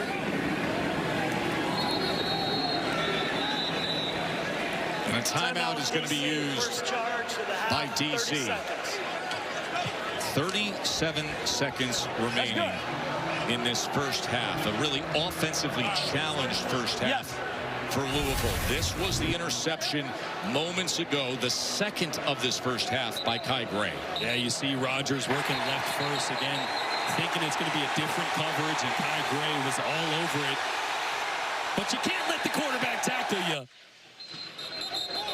And then how do you celebrate when you're a DC defender and you have the golden beer snake? This is after an interception.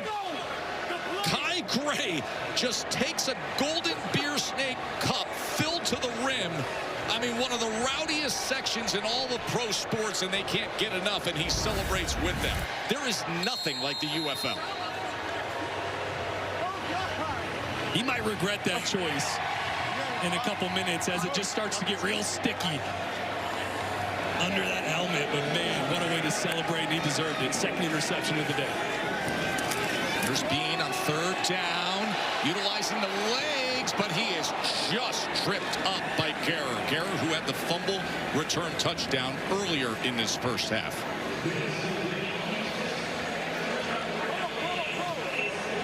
So Matt McCrane, I'm going to call a timeout at 3 seconds. Excellent kicker, will come out into the field for head coach Shannon Harris. And you heard him say he's going to utilize the timeout with just a few seconds to go in this first half.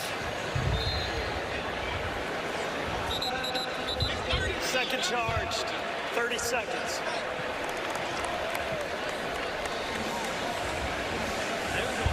What will be the answer for Louisville Easy walk-in touchdown in the second half? They have to find something offensively. They only had 62 total yards against this DC defense. Yeah. Guys, we're in first. We're in first. Chris Redmond's got to get in the locker room, make some corrections on that side of the ball. They will get the ball, Louisville, on offense to start this second half. Well, they got to get back to the drawing board. Right now, they do not have an answer for what Blake Williams and this DC defense is throwing at him. Mixing in man coverage, unique zone looks, rolling coverage late. Right now, DC has the answer. It was the interception moments ago that put them in position. And will they cash in with 3 points from Matt McCrane at the end of it? Yes, they do. So the DC defenders, they stumbled into the postseason as the number 4 seed, and they have a 9-point lead in the United Bowl. Lose Yeah, so Chandler, how you flush that last play and get into the locker room, make some adjustments to start getting some offense going. Yeah, just play the next play. That's the whole mentality. I said it before the game. Good things, bad things going to happen. Just weather the storm. And right now we're going through the storm. There's always sunshine after the rain. I mean, we're playing horribly right now. It's 16-7. How do you create some more explosive plays? Just executing the call. That's all it takes. All right, man. Thank you. Thank you. All right. Sam? Here with Jason Bean. Jason, a couple turnovers, but y'all still have a 9-point lead. What's going to be your message to the team at halftime? Take care of the ball. Simple. And what about for yourself? What can you do to ensure that your team comes out victorious? Just continue taking what the defense is giving me. Just keep playing my game, not try to press too much. And then any message, I know your coach has been very keen on, hey, it's just another game, but what do you feel? What's the feelings as you're going into halftime? Like I said, as long as we take care of the ball, we'll be fine in the second half. Thanks so much, Jason. And if they are fine, they will be champions back-to-back. Halftime here, 16-7, DC on top. Stage is being set up for 50 Cent, his live performance just minutes away. In the meantime, let's go to the studio to Roddy Jones, Rick Neuheisel, and Zubin Mehenti. Gentlemen. Joe, Jordan, Sam, Tom, thank you. Third meeting of the season between these two. Louisville won the first two, but DC's got the edge in the game that counts the most. Welcome inside. Rick Neuheisel, you know him. You coached at Colorado, Washington, UCLA, played for the Bruins, Dallas Renegades, UFL. Roddy Jones, former Georgia Tech running back star. I'm Zubin Mehenti. These two at the half, first half thoughts in the biggest game of the UFL season. Turnovers are again ruining the day. I'm telling you, these two teams played twice in the regular season. They had 10 turnovers between them in those two games. They got 4 more in the first half. If, as you just heard Jason Bean say, if they can play clean, they're running the ball effectively, they'll be the champs. Louisville's defense has really done a great job of keeping them in the game. I mean, DC has absolutely dominated. 207 yards on the ground for that DC offense. You've got a Louisville offense that's only managed 61 total yards. It's really been the defense. Even after that last interception, defense comes up with a stop, forces the field goal. But Louisville's got to get something going on offense. We should know today, June 13th, 2026, either Louisville or DC will win the UFL title. June 13th, 1989, Roddy Jones was born. You thought you were going to slip that one by us. Instead of getting a gift, you're going to give a gift, and this is for every coach out there that is telling guys you never, ever give up on a play, birthday boy. Yeah, we absolutely will. Thank you for the birthday wishes. But Keaton Ellis, early in this game, on that Xavier Valladay long run, his hustle saved points, took points off the board, and got the ball back for Louisville. So when you look at the hustle play, his ability to go all out for the entire play was absolutely on full display, ends up punching it out. So that play ends up being a big one. Keaton Ellis is lined up right here at the safety position, and he's going to come down in run support at the beginning of this one. Xavier Valladay takes the handoff and goes off the right side, and he's going to have one man to beat. One-on-one with the safety, ends up breaking it. Keaton Ellis is right there. Just look at the hustle. Follow him the entire rest of the play. He is trying his absolute hardest to do everything he can to take the ball away. Ends up punching it out. But even then, he's got 3 teammates around, and it's a race between them and the football going out of the back of the end zone. They end up recovering it, and it's plays like that that have kept Louisville in this one. As we said, DC's been able to rack up yardage. The offense hasn't had anything going for Louisville, but that defense and their hustle has been big. That turnover right there saved points. Yeah. The other turnover scored points, right? No Those beer snakes we're seeing through the stadium right there, they're all celebrating turnovers. If anybody can play clean in the second half, they've got a great chance to win the game, especially DC, given the way they're running the football. And take me inside your position at the running back spot in this game. During the regular season, DC by far was the best rushing attack in the league. Both quarterbacks have struggled, to put it kindly, and DC is really ripping it again on the ground. What have you seen from them? Well, I think they're in such a great rhythm, particularly when they go to those zone runs. They're blocking it like outside zone, but it's almost like they anticipate Louisville overrunning it, and the running backs are anticipating the cutback to get back. And this was kind of evidence of it. It was a zone play. Xavier Valladay just ends up making a great play in the backfield, breaking a tackle. Defensive end peeks inside, Valladay goes outside and breaks it. It's a very similar type of run to the long run that he broke. That one just broke out of the backside that he was able to score on, and the one that he ended up fumbling on went out the front side. And don't forget the quarterback being a ball carrier as well. Bean has over 30 yards rushing this first half as well. He's reading an extra defender, which forces that defender to stay at bay. In essence, it's an extra blocker. There's been a lot of momentum swinging plays in this game. Late second quarter, big pick. What did you see there? Listen, it's a wonderful defensive scheme. They've got the ability to play man-to-man. You can see his eyes right down here as the DB told us when he makes this play that he baited him into it. He made him look like he was running back to play halves in a cover 2 seal. Ends up being in the center of the field, more of a robber type of athlete there, and brilliant play, and obviously made a great play running with the football after the catch. And it feels like Louisville or DC has said, hey, look, Louisville, you're not going to get in any rhythm with your short passing game. That's where Chandler Rogers is at his best. When he hits his third step, he's able to throw within 10, 15 yards of the line of scrimmage, get the ball out and distribute. DC has largely taken that away and said, if you're going to beat us, you're going to throw it down the field.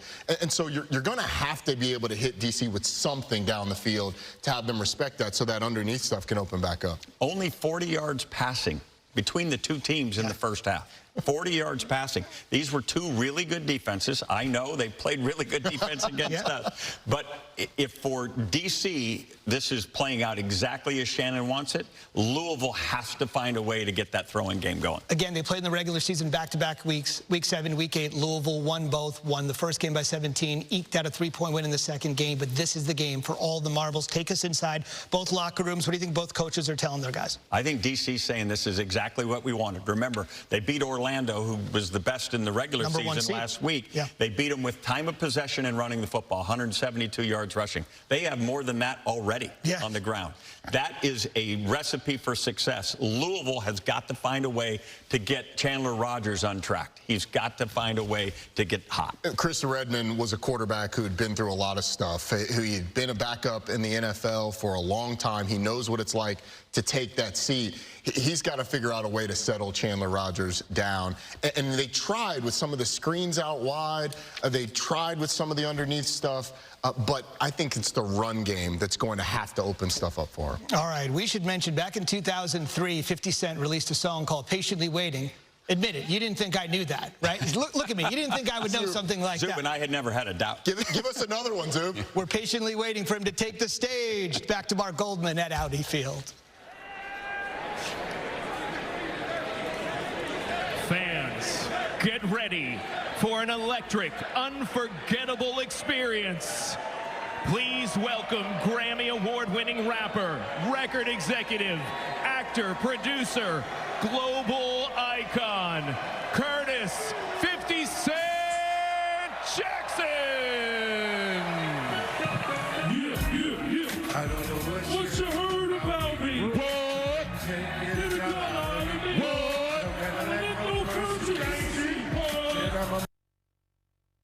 I don't know what you heard about me. But you can't get a dollar out of me. No Cadillac, no purse, you can't see.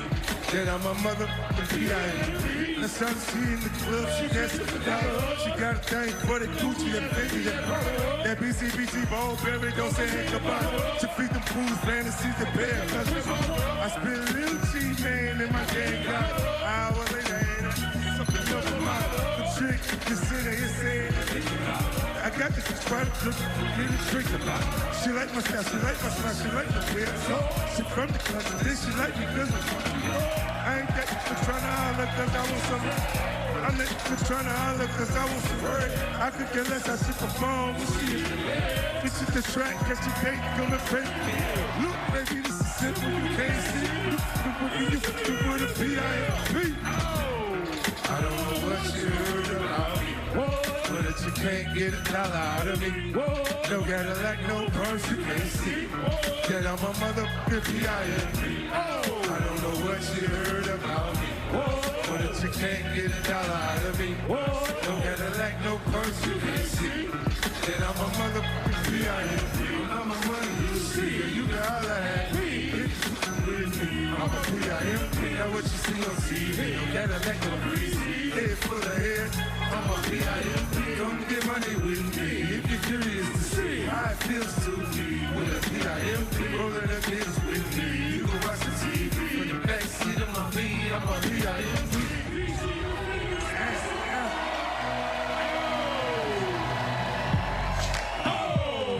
Yeah. So seductive. to the candy shop. I let you lick the lollipop. Go ahead, girl, don't you stop. Keep going till you hit the spot. Whoa! Put your hands up. Say what? On this side, put your hands up. BC, put your hands up. That right? Everybody put your hands up. Let's go. You can have it to a wait. Okay. How do you want it? You gonna make that thing up? Oh, should I push up on it? Put your eyes in. Okay. Let's go to the next level. Okay, it's still 10 back. How does the team cut off? I'll break it down for you now, baby. It's simple. If you be an info, I'll be an info. In the hotel or in the back of the rental. On the beach or in the park. It's whatever you into. Got the magic. I'm the love doctor. How your friends teach you about how to spark. You want something you can work, baby. No problem, get on top. Get bounced around like a seasoned flick. After we work up the split, I'm trying to explain, baby, the best rap. Mel, in your mouth, you're not. I take you to the candy shop. I let you lick the lollipop. Go ahead, girl, don't you stop. Keep going till you hit the spot. Whoa! Say what? That right? Whoa! Girl, what we do? And where we do? The things we do are just between me and you. Come on, give it to me, baby. Nice and slow.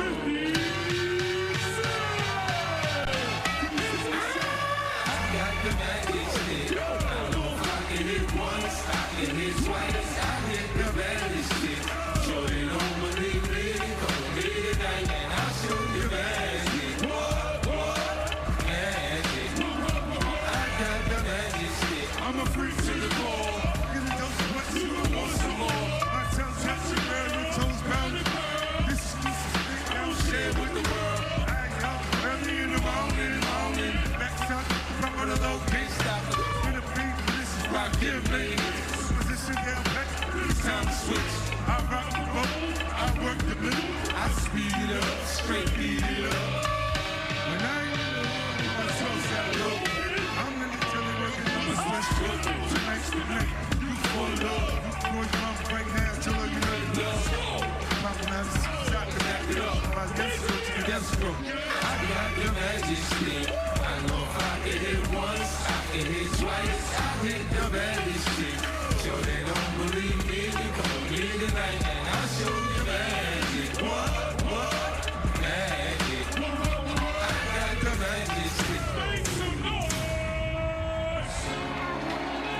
Yeah. Check. 1, 2, 1, 2. If I was your best friend, come on. I want you around all the time. I want you around me all the time. I'll be your best friend.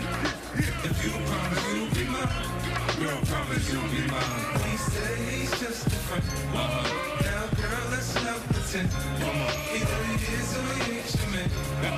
He said he's just a friend. If I was your best friend, we can talk. Then we can discuss it. We can pass the phone things. We'll be just like the Christopher Butler. Do it like the dogs do it, girl, and pull it.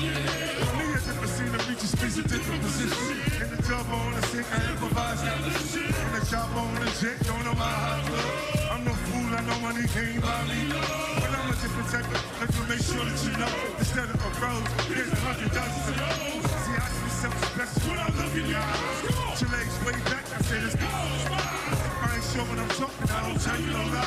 But there's things that you say that have me wondering why. When I don't say what I'm thinking, it don't mean that I'm got on the so fly. Come on. I want you around all the time. I want you around me all the time. Be that best friend. Yeah. If you promise you'll be mine, girl, promise you'll be mine. He said he's just a friend. Now, girl, let's not pretend. Either he is or he ain't your man. He said he's just a friend. If I was your best friend, DC Defenders. New York City. You are now rocking with 50 Cent. I just wanna chill and twist the lights. That's us in my 745. You drive me crazy, showing out. Need to see you and feel you next to me. I'll provide everything you need. Let me smile, I don't want to see you cry. That's a question that I gotta ask you now. Oh, you can come on. Come on. It's easy to love me. Say what? Would you love me if I was down and out? What would you still have love for me, girl? It's easy to love me now. Say what? Would you love me if I was down and out? What would you still have love for me, girl? Would you still love me? Why you smell so good? Would you still love me? If I was locked up since 2 century, could I count on you to be the support me mentally? If I went back to a hoop, if you been, would you poof, disappear? Like some of my friends. If I was sitting, I was certain to be by my side. Films trying to put work, but you be down the ride. I get out the building, shoot the drive. I'm asking questions to find out how you feel inside. If I ain't rappers, I flip burgers and Burger King. You be a tell your friends you feeling me. In the bed, if I use myself, would you like that? Chill, love, better with you right back. Now we can have a little trip, you know, a nightcap. And we can go do what you like, and know you like shit. Come on, girl. It's easy to love me. Say what? Would you love me if I was down? And what would you still have love for me, girl? It's easy to love me. Say what? Would you love me if I was down? And would you still have love for me, girl?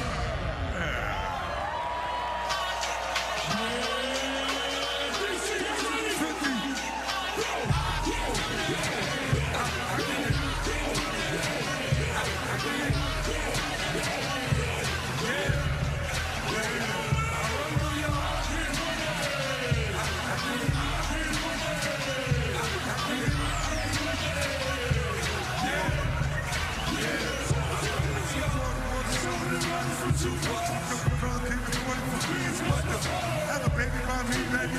I write the check before the baby comes sooner. I'm stacking rich. I'ma die trying to spend something this. Yeah, smell like the bowl. I used to sell dope. I didn't play the block. Now I play on bus. In the South, Queens, baby. City road, baby. In the tan, I'm already rich. I'm already gangster. Get it again. Leave it here. Call that a little rap. I'm a big guy, make the bread by my clutch. I'm out spin a spritter, let them look. Yeah, I can business to see, got the weed in.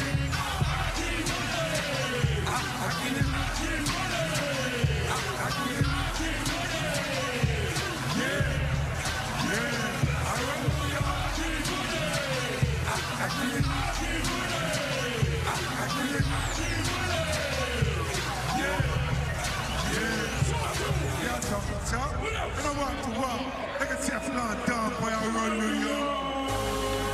So special. Oh, good. It's the shit, just stay.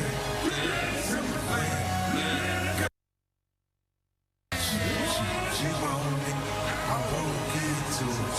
She know that it's right here for her. I got she already down.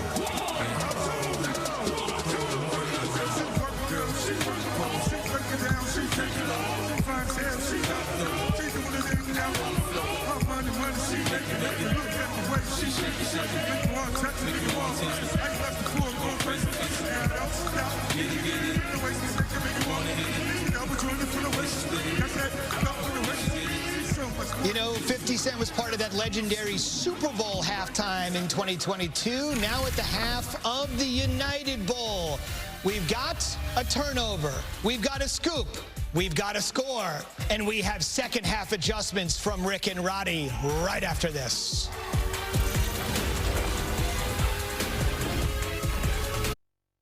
Here in the ancient grasslands of the upper deck, we witness one of sport's most magnificent and least explicable phenomena, the beer snake. It begins with a single act, one cup, placed upside down upon another. The creature responsible, a 34-year-old from Potomac, having just consumed his third lager, lifts the empty vessel above his head and emits the low, repetitive mating call of the upper deck. Cups, cups, cups. Within minutes, the signal has spread. A woman 3 rows up pivots instinctively. A man who has been booing since the first quarter now smiles. Something ancient stirs. The cups arrive in tribute, passed hand over hand. each one a plastic chalice drained of its $14 contents and offered willingly to the cause. There is no committee, no snake warden, and yet order emerges, as it always does, from beautiful sunburnt chaos. By the third quarter, it has turned a corner. The crowd roars, not for the play on the field, which has resulted in a holding penalty on the offense, but for this, because the snake doesn't check the scoreboard. The snake is always winning. And we can all drink to that. And by the way, the snake's only available in sections 136 and 137 if you happen to make your way out to Audi Field in ensuing years. And what did Joe call it in the first half? One of the great sections you'll see in any venue at any stadium across the American sports landscape. First half stats look like this. Passing has not been terrific. The numbers look a little bit more lopsided in favor of the home team looking for the championship on their home field. Guys, what are we taking away as you look at the tape? What do the numbers tell you here halfway home at the United Bowl? Well, first and foremost, the thing that stands out is DC's on a 414 rush yard pace if they were to double what they did in the first half. 207 yards rushing in the first half. 2 of those were 50-plus yard runs by Xavier Valladay, 1 in a fumble, 1 resulted in a fumble, 1 in a touchdown. But Louisville's got to stop the run in some way, Coach. That's exactly what Shannon Harris is saying to his defender team. Listen, we're going to run the ball. We're going to take care of the ball. That's what's most important. We lost to these guys in the regular season because we couldn't take care of the ball. It's the only reason they're in the end zone today. We've got to take care of it. On the other side, Chris Redman is sitting there. We have to get Chandler Rogers in rhythm.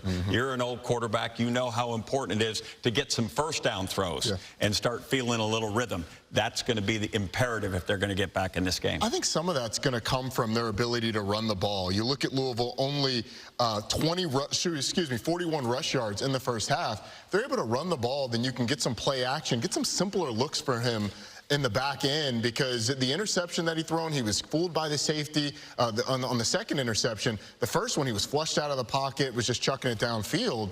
But I think if they're able to run the ball, go to play action, get some simpler looks, some more predictable looks on the back end, that's one of those ways you can sort of get him going.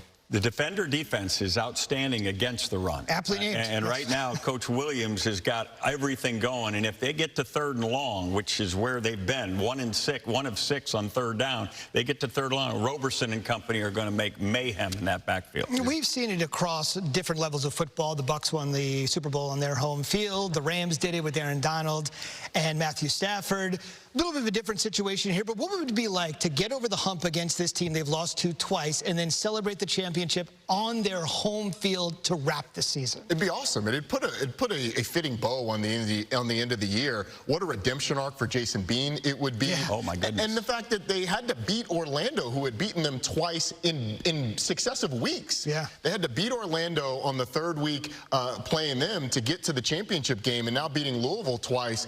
They ended the regular season on a 4-game losing streak, a lot of that because of the Jordan Ta'amu injury. So beating the 2 teams that were a part of that 4-game losing streak would be huge for this team. And the fact you get to do it in front of the beer snake even adds to it. And for Shannon Harris to have 2 now championships in his first couple of years as being a head coach, there are going to be a lot of people wondering about where Shannon Harris is going to be next year. That's fair enough if they can seal the deal here. We've had a lot of plays that really have been indicative of the first half. A lot of big pop plays, including this one. The second half of the United Bowl is next after these messages and a word from your ABC station.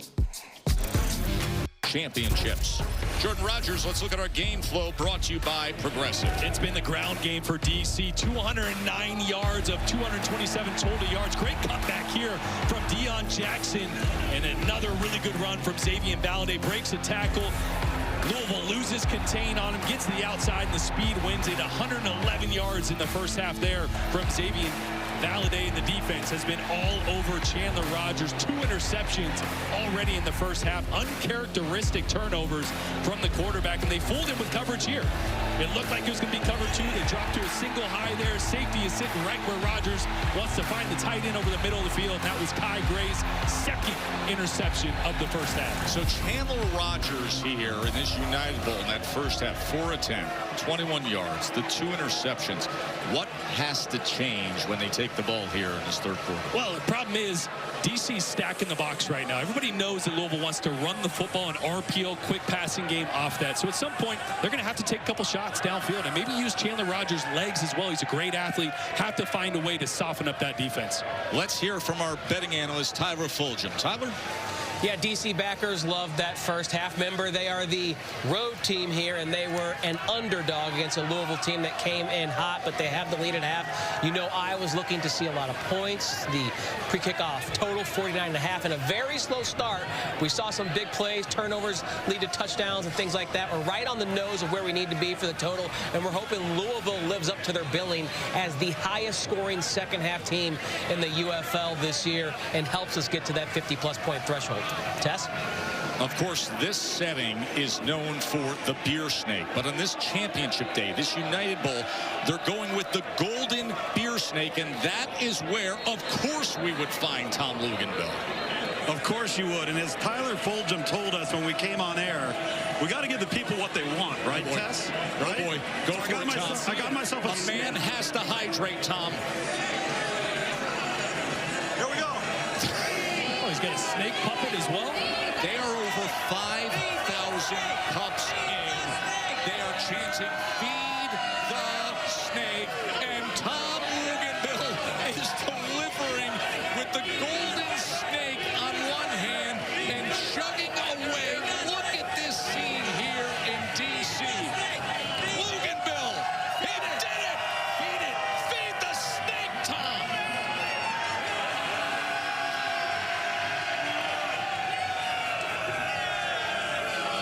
Sam Alcho, get you some of that. Well, I was in the locker room at halftime. They said to hydrate and carbohydrate. I don't know if you got one or both, Luke, but that was a message to stay hydrated in DC's locker room. And then secondly, the message offense was high and tight. They said that the Louisville team is trying to punch at the ball, but they're going to miss tackles if they keep on punching. High and tight. Here is Ian Wheeler on the return to start this second half. We have stressed something has to change for this Louisville offense. Chandler Rogers, he has been outstanding down the stretch of the season, and then the worst stretch of football we have seen out of him in that first half. And it's weird. Last week, they were an explosive offense. 2 50-yard runs, another 50-yard catch and run from Isaiah Winstead. Their explosive plays have come off the quick passing game. So if DC gives them some space on the outside, they have to take advantage of that. But to me, well, and actually DC starting out with 2 high safeties here, so this could be a scenario where you get the ground game going. So DC lightens up the box here, and they will start on the ground with Robinson, who is driven back. Good run fit by DC.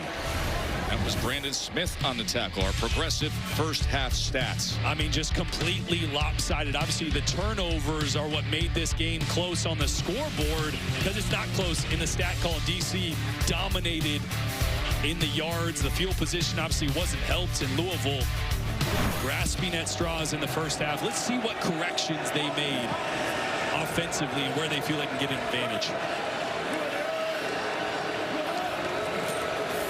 Second and 10, and it's Robinson again, and James Robinson crosses midfield for the Kings. Well, I love this. Going to have a tight end lead blocking on the outside backer right here.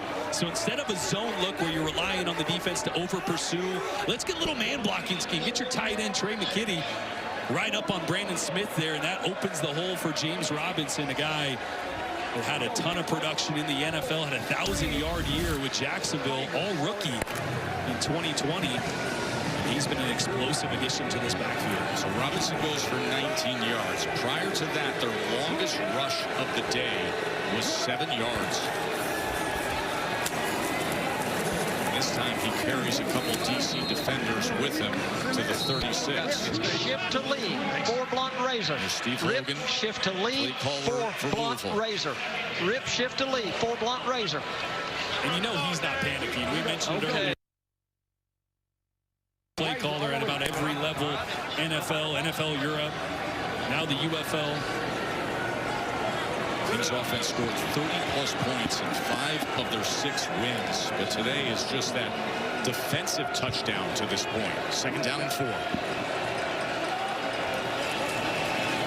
This is Wheeler with the jump cut, but Roberson pursuing down the line with Brandon Smith, and this defense of Blake Williams, this DC defense is really fired up. Well, late rotation again. They're going to go corner blitz here with DeAndre Baker, but watch how late it happens. I mean, they just don't know it's coming. If Chandler Rogers sees that, he can pull up and throw it to his receiver there, but he just never saw it because of the late disguise from DC. Same thing they did on that interception to fool Rogers earlier. And now a 3rd down and 4. Whoa! He pitches it back to Winstead, and Winstead is tackled at the 40-yard line. So they get really cute in tight space and a lot of traffic, and Sam Kidd makes the tackle. I mean, this was going to be a pitch back to Chandler Rogers eventually, but Wheeler cannot do that. You cannot lateral the ball over the top of your right tackle. That is never advised. They are so lucky that that wasn't a turnover, because again, they were trying to pitch it back to Rogers and throw the ball downfield. DC was all over it, avoiding disaster. Tanner Brown in for the long field goal attempt. This will be from 57. Plenty of leg from 57. The first kicker in pro football history to make 2 60-yarders in a single game last week. Hits from 57 here, and it's a 6-point mark. 4-point field goal attempt time with the best kicker in the UFL from 60 yards out. And that's easy. The 63-yard attempt for Tanner Brown. It's up, and it is good. For the 2nd time tonight, Tanner Brown puts it in for 4 points. That was last week in the semifinal win at St. Louis, and Tanner Brown just effortlessly just hit a 57-yarder here. If you're telling me this guy isn't going to be on an NFL roster, something's seriously wrong. He will be a starter making 60-plus yard field goals on Sundays next year, no doubt. And it's not just the leg strength, it's how easy everything looks that it does. Here's Valladay on the return for DC. As the coverage unit meets him at the 29-yard line. So now just a 6-point game here in the 2026 United Bowl. All runs on that last drive for Louisville to open up the second half. Chandler Rogers' struggles were well noted, and now his former high school teammate, former pro teammate earlier this season, Jason Bean, out to lead DC. Yeah, you know, Jason Bean came into this game with probably something he wouldn't admit, but a vendetta, something he wanted to prove today to Louisville, and that's where, as a quarterback, a confident quarterback, you have to check yourself a little bit, right? Bean has had a slow start to this game, but that's okay. Just protect the football. Don't try to do too much just because you're out to prove you're better than Chandler Rogers, and Louisville should have never cut you. He's got to focus on being careful with the football, focus on smart decisions. Deion Jackson, as he muscles his way to the 35, was back on April 19th when Jason Bean was traded to DC, and now under the play calling of Fred Keiss, who we're listening flex to. Left, queen, flex left, queen. Yeah. Lady. Another run play here. It's so impressive how Fred Keiss adapted this offense after Jordan Ta'amu. They were a vertical passing game, throw the football deep kind of offense. Now they're a ground and pound. And he's going to keep it. Bean is going to pull it. And pursued down the line and met that time by Jalen Allen, who was a former all-conference player at Memphis, was a former walk-on who became an all-conference player for the Memphis Tigers. The guy that was in preseason with the Niners last year. You see Jordan Ta'amu there. I just mentioned how different this offense looks under Jason Bean. What they excel at running the football was much different than who they were under Jordan Ta'amu. And that is a credit to Fred Keiss and his brilliance and the ability to adapt this game plan around whatever quarterback he has and what they do best. 3rd down and 2. Ran right in his face. And he throws it away as he was being brought down to the ground by Keaton Ellis. Jason Bean is still down on the turf here.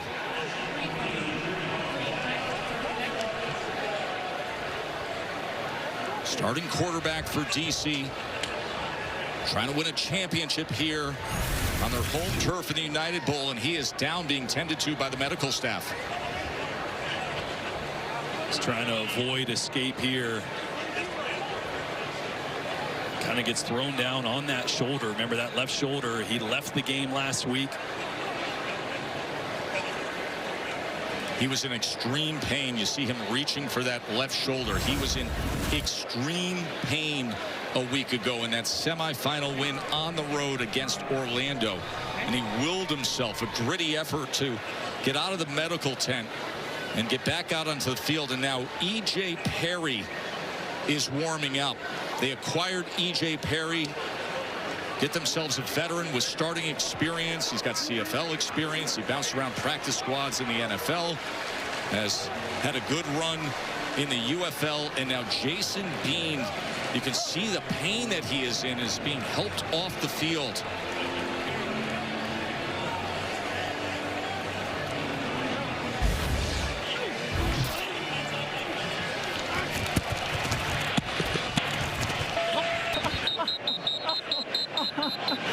It's that same left shoulder. You can hear the pain that Jason Bean is in. He came into this game not 100%.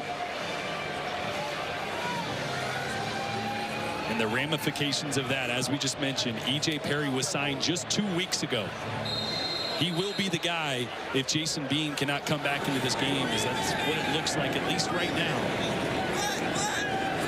It's going to come down to this DC defense.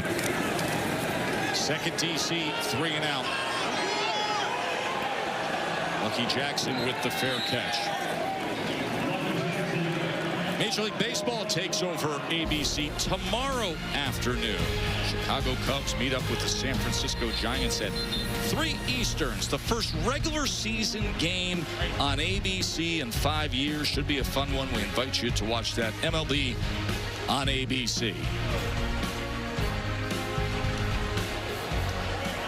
So things have changed here. Jason Bean, the starting quarterback for DC, in the medical tent right now as they helped him off the field.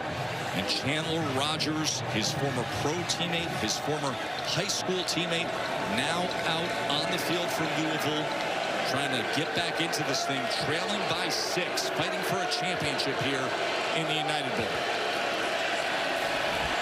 Going to loft it up downfield, and Black makes a great, they're saying incomplete.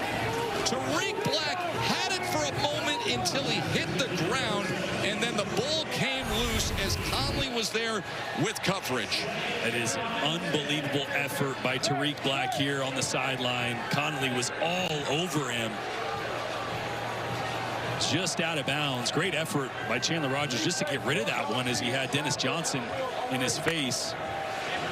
Yeah, Jordan, they didn't block the defensive tackle. That should have never happened in the backfield. He should have had a clean shot, but I like that call. Keep pushing it downfield. 2nd and 10. Robinson. Just a couple of yards there. So 3rd down for Louisville. I know Steve Logan, the play caller, is not a guy that designs plays to get the ball to certain players. That's not his offensive style. But your best receiver, Isaiah Winstead, does not have a reception yet today. Big 6'3", 215 pounds slot body. You got to find a way to get him the ball. He's going to be on Bryce Thompson. And it looks like some type of zone coverage here to the left of Chandler Rogers. Right there. Here's 3rd down. Downfield shot. And another great effort from Tariq Black. Oh, well, DC shows zone, rolls late to man coverage, and Tariq Black just blew right by DeAndre Baker. Wow. Fingertips and hauls it in Superman style. Louisville's quick to the snap here. Yeah, they want to get this play off, and they do. Here's Rogers on 1st down after the 40-yard reception by Tariq Black, and it's a good run by Chandler Rogers. So Tariq Black, who has been coming on really well lately. We talked to Chandler Rogers the other day. He was quick to say, this is the player making a huge impact. Sam. I just heard from some of the DC Defender staff, Jason Bean is now out for the game with a left shoulder injury. So big news, Jason Bean will not be returning to this game. Okay, so the starting quarterback is knocked out of the game. A couple weeks ago, they signed the veteran E.J. Perry. Sam was visiting with Perry earlier today. A cerebral, very successful quarterback from the Ivy League. He will have to take it home for a championship. Downfield, and that was nearly intercepted by Gray. It would have been his third of the game.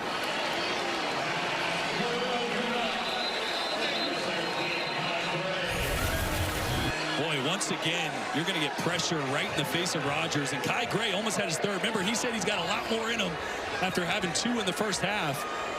Defensive tackle again, Jordan. That's twice they haven't blocked the 3 technique on the outside shade of the offensive guard. Yeah, remember, right guard Jalen Thomas went out with an injury, so Kellen Deich is back there in a reserve role as the Louisville Kings players down, but protection a big issue so far on this drive.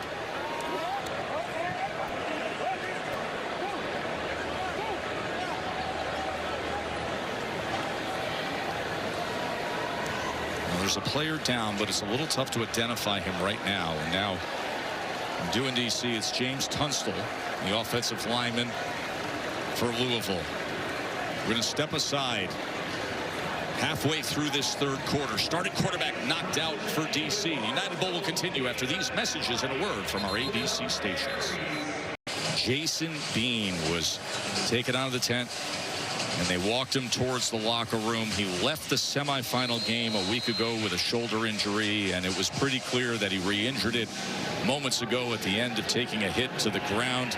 So E.J. Perry is warming up. Meanwhile, it's Louisville with a 2nd and 10, trailing by only 6 here as James Robinson takes it ahead. The 2026 United Bowl. It has been hard-hitting. It has been defensive-oriented. Louisville is trying to find their footing offensively, and now the drama with DC losing their starting quarterback. And you feel for Jason Bean, so much emotional investment into this game, faced his old team. Such a gritty performance last week, coming back to the game after being injured. How can this DC defense rally around that and come up with a stop here as Louisville's finally finding some life on offense? 3rd and 4. He had a stretch to get the ball to James Robinson, who takes a big hit after a gain of just 2. It was Brandon Smith, the former Penn State linebacker, who has been coming on strong with that run fit. And remember, Louisville has 2 new offensive linemen in there. They've had 2 injuries at both guard spots. Not a ton of push there, not a great hole, and Brandon Smith does a great job of reading that, coming over the top and putting a big hit on Robinson to hold him short. So now the ultra-talented Tanner Brown comes on for the field goal attempt. With the 3rd best field goal percentage at Oklahoma State in all of major college football a few years ago, and he has been nearly flawless this year in the UFL, and he adds to his great season here. And all of a sudden, you look up, and it is just a 3-point margin. And a reminder that Game 5 of the NBA Finals is tonight, right here on ABC. Tip-off at 8:30 Eastern. Of course, all the buzz with what happened the other night with the Knicks capping the biggest comeback in NBA Finals history. Now tonight, they could make history if they close out the Spurs. Or will the Spurs fight back? And tune in to the NBA Finals. Coverage beginning at 8 o'clock. Tip-off at 8:30 on ABC. So here is E.J. Perry ready to go. E.J. Perry, who played for Memphis in the UFL, played for Michigan, also spent time with Montreal in the CFL, bounced around the NFL with practice squads, a few years with the Jaguars, a year with the Texans. We were able to visit with him earlier. He was taking us through so many of the play calls. You got a great sense of his passion for the game and his smarts. You are talking about somebody that has an ultra-high football IQ as this kickoff will go out of bounds. started 4 games for the Memphis Showboats last year. What you're getting in E.J. Perry is a guy that can make the right decisions and distribute the football. He is a pass-first quarterback, also with some mobility, but his game is accuracy on the short to intermediate. Going to see him using his legs here. This is going to be much more like a Jordan Ta'amu style game plan with E.J. Perry as opposed to Jason Bean, who was much more the zone read, use his legs, design quarterback runs. But just 2 weeks in this system, he has not had a lot of time with these receivers to build chemistry. But then again, DC has ran for over 200 yards so far today. So if Louisville can't stop that, it won't matter what E.J. Perry does. He'll keep handing the ball off. So E.J. Perry, his first play entering the game, replacing the injured Jason Bean as Deion Jackson takes it ahead for a gain of about 1.5 yards. And E.J. Perry wasn't on a UFL team all year. It's not like, you know, he's been playing and practicing every week. I asked him, what were you doing last week on the field when we saw him? He said, well, I was working out, staying ready. But the game speed is what takes a little bit to catch up as you kind of get it for the first time. So real interested to see how E.J. Perry fares in this new offense, just 2 weeks with DC. 2nd and 8. Perry's going to keep it. It's a decent decision to make for a 3rd and short. 3rd and short and cross the 50. Close to it. 17 they out there. Alert 16 Gucci. It's a 3rd down and 3 for DC. 2-back look with Jackson and Valladay and E.J. Perry at quarterback.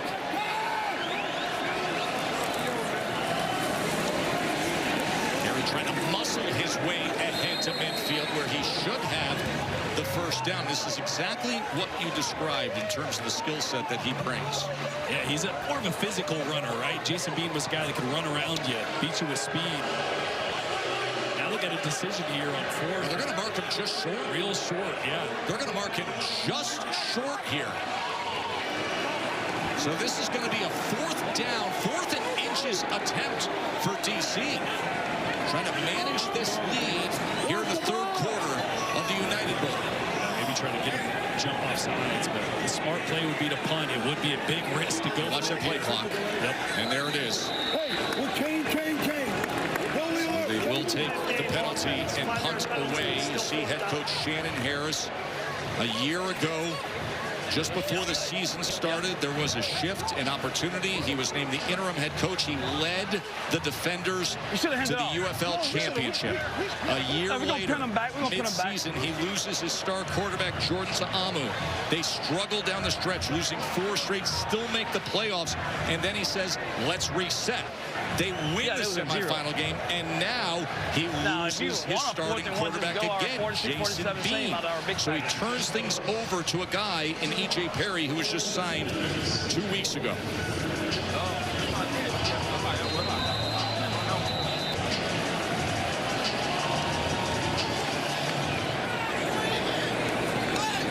Start the second half, TC. 2 drives, 2 3-and-outs. Paxton Brooks with a sky-high punt. Lucky Jackson on the return. He is met and brought down. There's Jason Bean now, shoulder pads off. That left arm in a sling. You can see the emotion that he's wearing on his face, Jordan. Yeah, the disappointment that he has probably in his body for just not being able to hold up to the physicality of the last 2 weeks, because he wanted this one. You could tell how much this season wore on him, wore on his confidence and his emotions.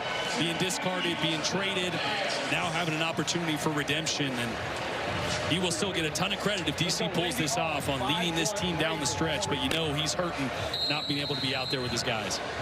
And now his former high school teammate, Chandler Rogers, with the Louisville Kings offense out on the field, trailing by 3, trying to win a championship here.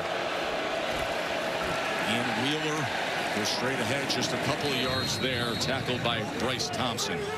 The last 5 drives for Louisville. Boy, they had those struggles in the first half, and then settling in, just trying to manage things. A couple of Tanner Brown field goals. Well, the difference was the last couple of drives, they started testing this DC defense deep.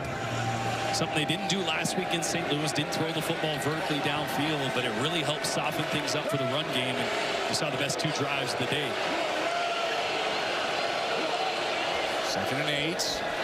Rogers over to Winstead. And they're quick to get to Isaiah Winstead. The chaos that this defense can create, especially with Derek Roberson, their star defensive end, into space. There is Blake Williams, the defensive coordinator. Let's go. Somebody's down. D-Robe's down. All right, I need you to get D-Robe. Okay, D-Robe. Is slow to get to his feet. See him trying to stretch out that right calf. Extreme heat and humidity here in Washington, D.C. Should have gone up to the beer snake. That beer snake has turned the corner since you have been up there, Tom. Yeah, we are in section 136, the middle of the end zone now. You know what, Tom? You know what I appreciate is your integrity. Because last week the cup was see-through, so we could tell that it was full. This week it wasn't. You could have gone a half cup, you know, but you didn't. You went a full cup, and you took it down. You added to the Golden Snake, and now it has taken a complete left turn. Headed for section 136, and we are not done yet. They say that when the beer snake gets to the top of just that section, it's 5,000 plus cups. So, Tom, I don't know, what are they up to, about 8,000 cups of beer at this point? Well, easily. And look at the bend in it when you start at the bottom. Maybe more than. If these people knew anything about geometry, they'd be able to straighten that sucker out, and it would be all over in section 135. Well, geometry gets a little iffy if you've had that many beers. A little foggy? Yeah, you know. By the way, a 3rd and 4, and these 2 teams contending for this championship, Louisville and DC, have combined 3 of 17 on 3rd downs. The defenses have been superb in this United Bowl. 3rd and 4. Rogers with time. Does he have an option? Yes, and a 1st down to Lucky Jackson. Well, you know you're getting man coverage, so what do? You run mesh. So you get all these defenders to have traffic to run through, and Lucky Jackson's going to split 2 defenders there and come open. It's a great job by Chandler Morris of buying enough time. Being patient, because that protection in front of him hasn't been very solid the last couple drives with the injury of James Tunstall and Jalen Thomas. 2 starters out. They're going to need to keep getting the ball out quickly. You see a lot of finger pointing over at Louisville's side as the flag reins in. 5-yard penalty, still 1st down. And that'll back him up 5. That's right tackle, Juwan Bushell-Beatty.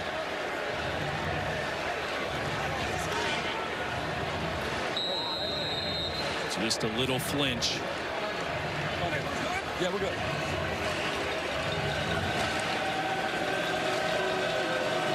Two minutes to play in this 3rd quarter. Louisville chipping away, now trailing by just 3. Wheeler going to test that left side, and Wheeler does a nice job of finding that seam and getting the shoulders upfield. 10. Let's go. Roy Flex, Yankee, 5 read snag. Roy Flex, Yankee, 5 read snag. Roy Flex, Yankee, 5 read snag. I tell you what, they were Sir Lewis. They were playing thunder on that. Yankee 5 is going to be a run play to the left. And snag is the RPO concept on the backside for Chandler Rogers. So the run should come here. And if those guys bite backside, he's got a quick option. They do go with the run, and again it is Wheeler showing those wheels past midfield. Now here comes Louisville. A great little read by Ian Wheeler. This running attack for Louisville has been such a strength down the stretch with Wheeler and Robinson. 2nd down call. I'd expect Steve Logan to continue to lean in on that. Do you like any screens here? Yeah. Do you like Roy Flex traffic? That's not 0. Hey, listen, come back to your lizard. Give me the call. After that 19-yard run, 1st down, Rogers. Here they go again. And this time, It is Prather, tackled by Sam Kidd. Final seconds here of the third quarter, and all of a sudden things look very different, don't they? As Chandler Rogers, the run game, Louisville steadying into this a little bit, drawing back in. Meanwhile, the drama on the other side with DC as their starting quarterback has been knocked out of the game. Here we go. Jason Bean out of the game. A fiercely contested 2026 United Bowl. Who will be crowned the champion of the third year of the UFL?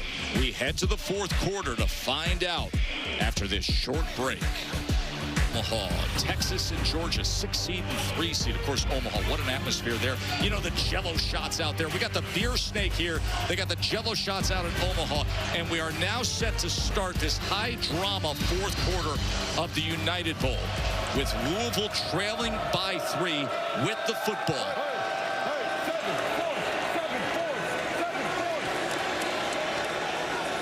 Chandler Rogers, after so many struggles in that first half through the 2 interceptions. Now can he lead his team back to a championship? Wheeler, look at him go! Ian Wheeler, touchdown Kings!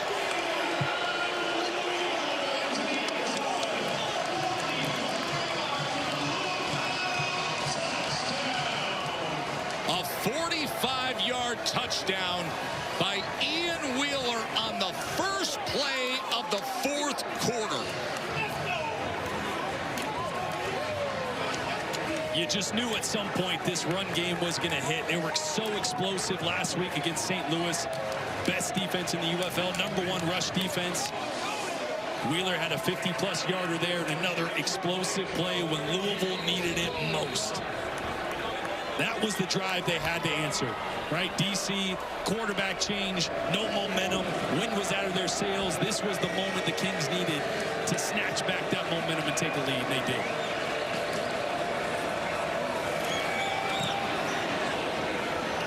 Flag is down as Tanner Brown puts in the extra point. What a moment by Ian Wheeler. Extra point is good after the penalty. Boy, so this play was made. They're going to get a blitz backside, which means these linebackers can now play heavier over the top, and that's exactly what Wheeler sees, and he cuts right back inside of him. So because of the blitz, the linebackers play more heavy over the top, and then nobody there when Wheeler finds the seam, and you're not catching 33. Just the perfectly timed play against the blitz that was coming. Rodgers even got a little piece of Bryce Thompson to make sure. Come on. Go, baby! Go! Yes! Yes! Yes! Yeah, baby! The first-year head coach, Luke's. Yeah, Tess, I'm sitting here with the man of the hour. Listen, they tell you to get one cut and get downhill. You did that. What did your vision see? A lane. I'm about to say they cut off the three-technical in the nose, and I saw a lane. I was one-on-one with the safety with 20 yards of space. See you dabbing up this offensive line. The momentum has shifted over to this sideline. What's been the difference? We locked in. We were beating ourselves in the first half, and now we're just doing everything we're supposed to do. Nice job, man. Appreciate it. Ezukama on the return. And Ezukama with a good return as he spins out past the 35 and still drives ahead beyond the 40-yard line. So he mentions the difference between first half and second half. In the first half, Louisville had 61 total yards. In the second half to this point, that's after one play of the fourth quarter, 172 total yards. Yeah, I think this heat is really starting to affect really both defenses, but you saw it there. Derek Roberson came out for a play cramping. He goes back in. Well, now Valladay is down, Valladay is down, yeah. One of the really top running backs for DC. But it is scorching hot under a blistering sun. The difference between, and Sam and Tom, you can speak to this, the difference just on field level between being in the shade and playing under the sun is drastic. It is. I'm on the DC sideline, and just going back to what it was last week, it's different than this week. Going to take a short break as they help out Xavier Valladay. Don't go anywhere. Championship on the line. We make it personal. Not far away, the beautiful wharf along the Potomac, as we are here at Audi Field. They sold out Audi Field for this 2026 United Bowl. The hometown defenders had the lead, but then Louisville has charged back. First play of the fourth quarter was a 45-yard touchdown run by Ian Wheeler. And now E.J. Perry, who they signed just 2 weeks ago, is forced into action as starting quarterback Jason Bean was knocked out. Perry's going to take a shot and connects to Cornell Powell. What a beautiful throw by E.J. Perry. And the flag is down. We'll check on that. Number 14 offense. Pass interference. They're going to walk it back. Number 14, 10-yard penalty. Oh, it's going to be offensive pass interference on Cornell Powell. He runs a slant and go on Corey Mayfield. You see the push out there at the end. The ball was on the money from E.J. Perry. But watch the right hand here as Powell creates separation right there. Yeah, that's the right call. You extend that arm, create separation right before the ball shows up.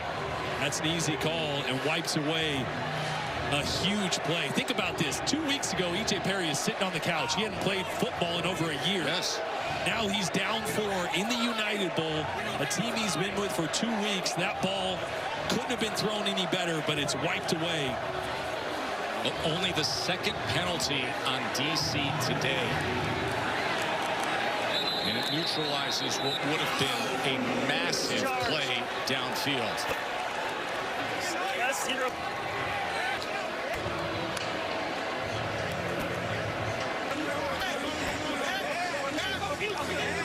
You never know what's going to happen. The twists and turns and the pivots that have to be made.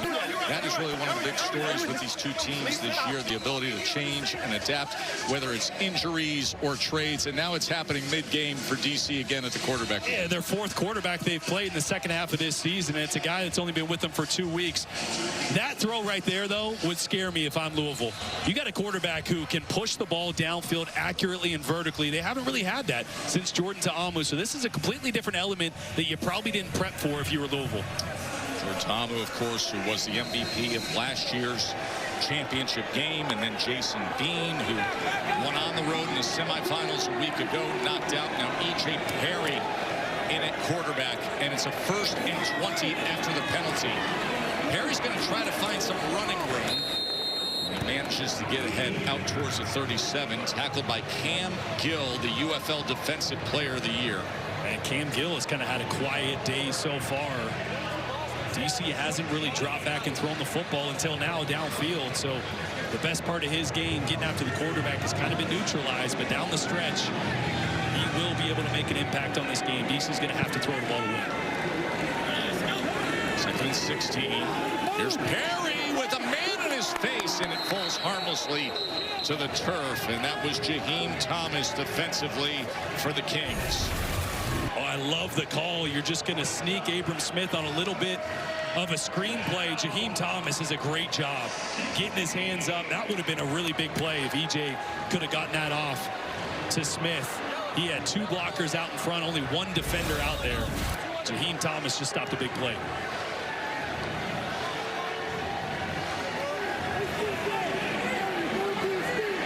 They get a 3rd down. How much do you trust your quarterback with Cam Gill, Defensive Player of the Year? 3rd and 16. Another downfield strike, and this ball is intercepted. That is Cameron Dantzler on the return. Still on his feet. And finally brought down at the 25-yard line by the offensive lineman, Jalen Duncan. Boy, this ball just needs to be thrown over here across the field. Pull your receiver away from the corner. This ball thrown too far upfield, so Cam Dantzler has a great opportunity to rally. He's not in great position, but he has great speed, and he closed on this ball. Again, if it's thrown to the opposite hash, now your receiver can protect the throw. Come on, all right. But Dantzler comes up with it. Coach Redmond loving what he's seeing out of this defense. And on the other end, the disappointment with E.J. Perry, a 47-yard return. So now here's Louisville taking over at the D.C. 25-yard line with a 4th quarter lead. Rodgers gets it into space quickly to Winstead. Chris Redman, his first year as a head coach. Of course, an all-time great college football player at Louisville, and then a backup quarterback who won a Super Bowl ring with the Ravens in Super Bowl 35. But most critically this week, what he's reflected on is being the son of a legendary state title winning high school football coach, Bob Redman, who at Male High School back in Kentucky dominated for decades. He's been thinking about his dad and all the messaging through the years and how to win a championship. James Robinson could help him do that as he muscles his way into the end zone.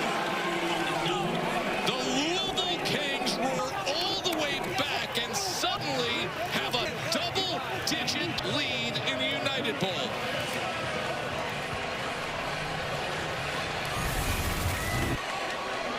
Boy, watch Brandon Smith right here. This looks like a tired linebacker. He is normally so quick to the football. He's slow to react to this one. Doesn't close the gap quick enough. Robinson's able to get one move on him, break a tackle, finish that for a touchdown. We've said it a few times. DC is in the heat while Louisville is in the shade. And this defense just looks tired in the second half compared to Louisville right now.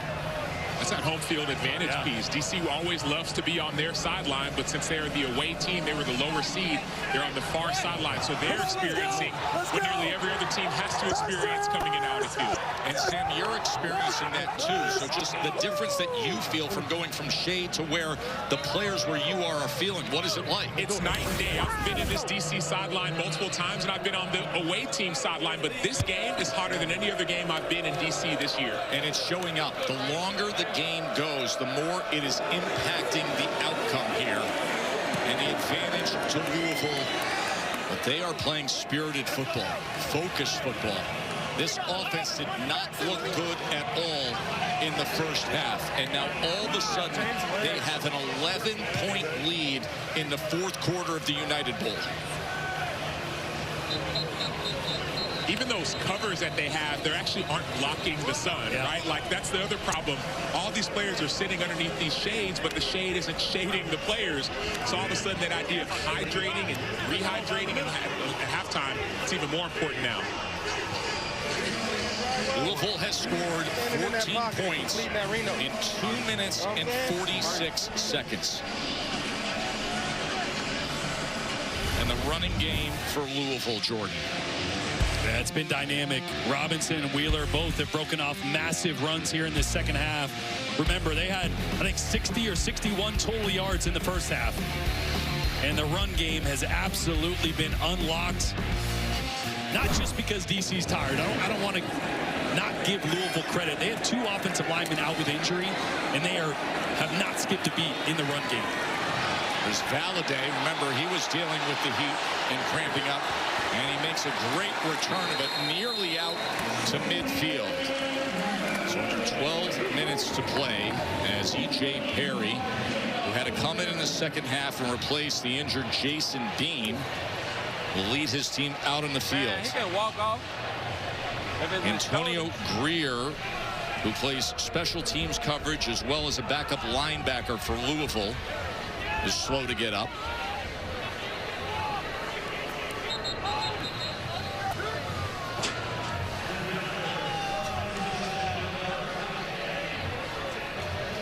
The third year of the UFL. The Birmingham Stallions won the championship a couple years ago. Last year it was these DC Defenders with Jordan Ta'amu at quarterback, putting up 58 points to win the championship. And now it's Louisville. New franchise. It's been energized by Chris Redman and their fan base with an 11-point lead, trying to bring a championship home to Kentucky. Deion Jackson with a good run, but a flag does come in near the line of scrimmage. Holding. Yeah, they're going to get a offense, hold. Number 68, 10-yard penalty, first down. Stephen Lasoya. Deion Jackson took a big hit on that at the end of that run as well, as he walks to the sideline and Xavier Valladay comes in. That's the thing. If you're DC and Fred Kais is the play caller, you don't have to start to panic just yet. There are a lot of ways to get back in the game in the UFL with the unique rules. You can go for 1, 2, or 3 after a touchdown. You can retain possession by going for it on a 4th and 12 from your own 28. So you can still lean into the run game. Don't feel like you got to start throwing the football downfield every play. But it's got to get started here. When you look at a scoreboard in the UFL in the 4th quarter, it can be deceiving. It's the only pro football league where you can have an 18-point deficit, and that just means 2 possessions. Cornell Powell. Great stiff arm for extra yardage as well, and a good ball thrown by E.J. Perry. Boy, watch how closely this is to an interception. Just barely over the fingers of Nick Kubitz. Linebacker covered. That was a great, confident, anticipatory throw there from E.J. Perry. Coming back after the interception. 31-yard reception. Perry again downfield, and that was broken up at the last possible second. He was trying to get it to Braylon Sanders. Well, it's the right decision. He's trying to fit it into the honey hole here in cover 2. That ball has got to be 18 to 22 yards, and that was about 25 yards downfield, which means Mekhi Garner can get into the action there. Just a hair late from E.J. Perry, but the right read. 2nd down. Perry again. This time to the other side, and that was denied by Keaton Ellis. Keaton Ellis has played a good football game today. Ellis had that forced fumble on the big run. 11-11. Earlier in the game. 11-11. Kind of surprised that DC got away from the ground game on those first 2 calls. Now a 3rd and long. Z Sluggo, Tucson. Yeah, we go field goal, yeah. So you heard the call. Z Sluggo. Boston, Z Sluggo, Tucson. It's our best protection, coach. Which means you should have a slant and go at the bottom of your screen by Ty Scott right here.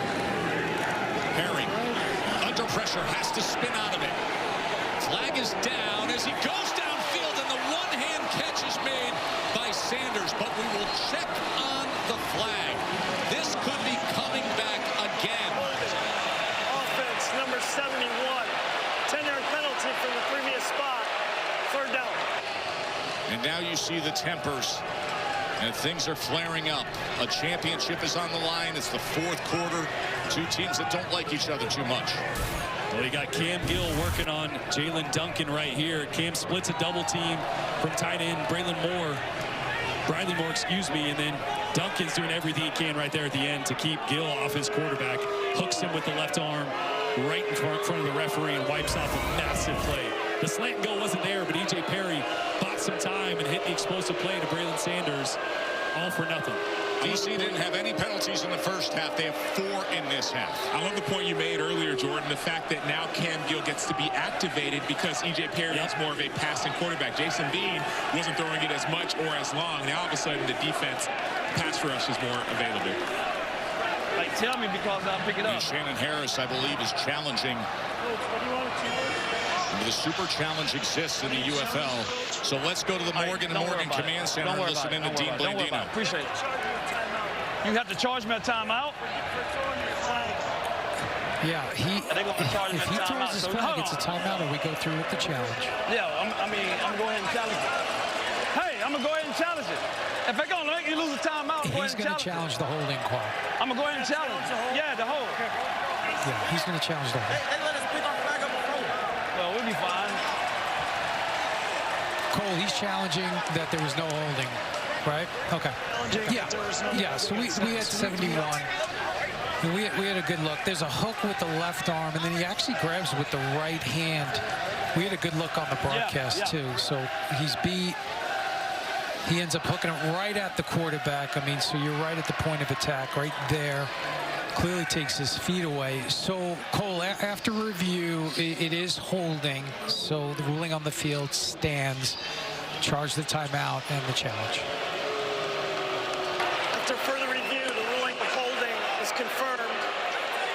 DC is charged with a timeout, and they lose their challenge. It's just not right. It's just not right.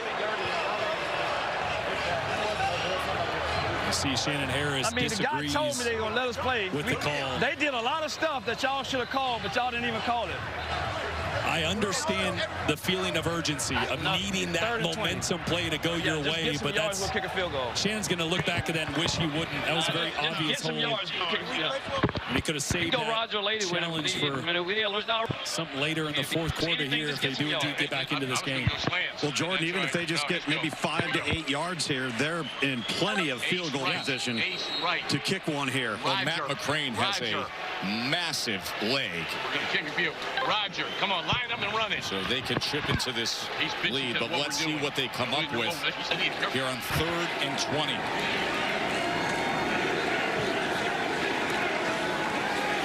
Perry getting it out to Powell, and Powell tries to reverse field. Actually lost yardage here.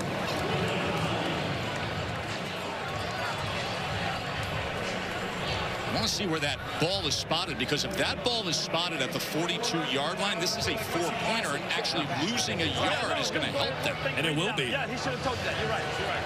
I think it's right about the 42.5, 3-yard line or so. Yes, this should be a 4-point field goal. Yes, it is. DC doesn't have the right personnel on the field. So a 4-point attempt, and they have to run somebody out late. They got no time. Oof.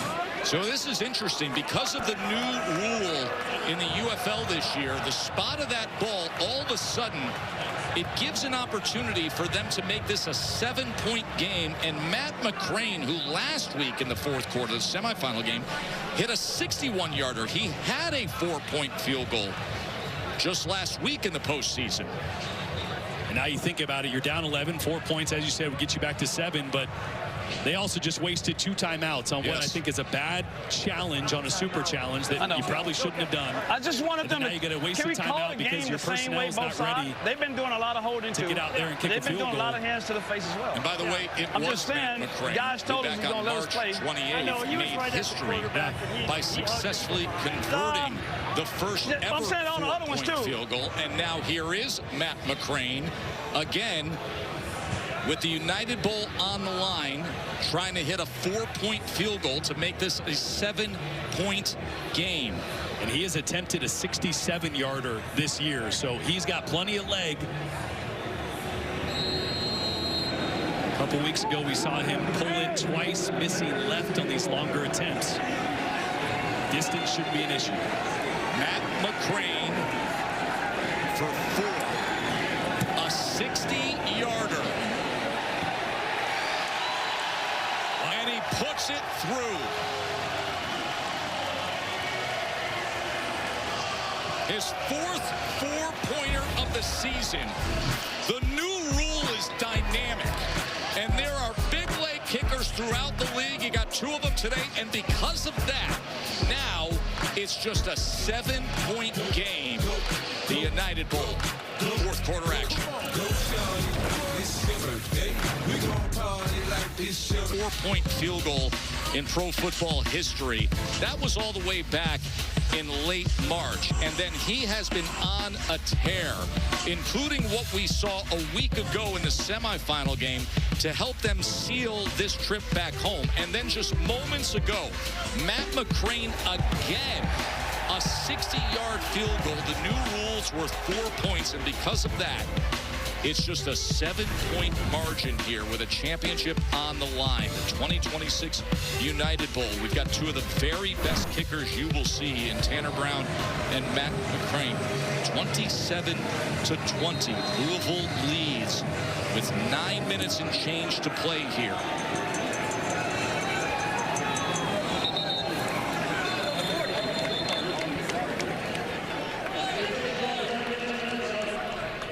Placed at the 40-yard line by Louisville. We've built up this quarterback matchup with Chandler Rogers against Jason Bean. Now Jason Bean out of the game. Chandler Rogers has a chance to cement his spring league legacy in his own right. This is his first ever opportunity in pro football. He played at 5 different colleges, had a lot of success, at the collegiate level, but never got a minicamp invite, never got a rookie OTA invite, never got a camp invite. He is fighting for his first opportunity to not just prove a lot of people in the UFL wrong that had him as a backup starting the season, but a lot of people in the NFL that never even gave him an opportunity. He's got a chance here in the fourth quarter. You mentioned that he played at 5 different schools, 5 different stops in college football. Ian Wheeler takes it ahead. One of those stops was Cal. He was the backup to Fernando Mendoza when he was at Cal. So opportunities are cherished by him. Then he comes to Louisville for a pro opportunity, and he ends up earlier this season sitting behind his old high school teammate Jason Bean.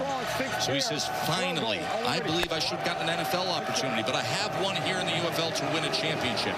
Could he be 8.5 minutes away from doing that?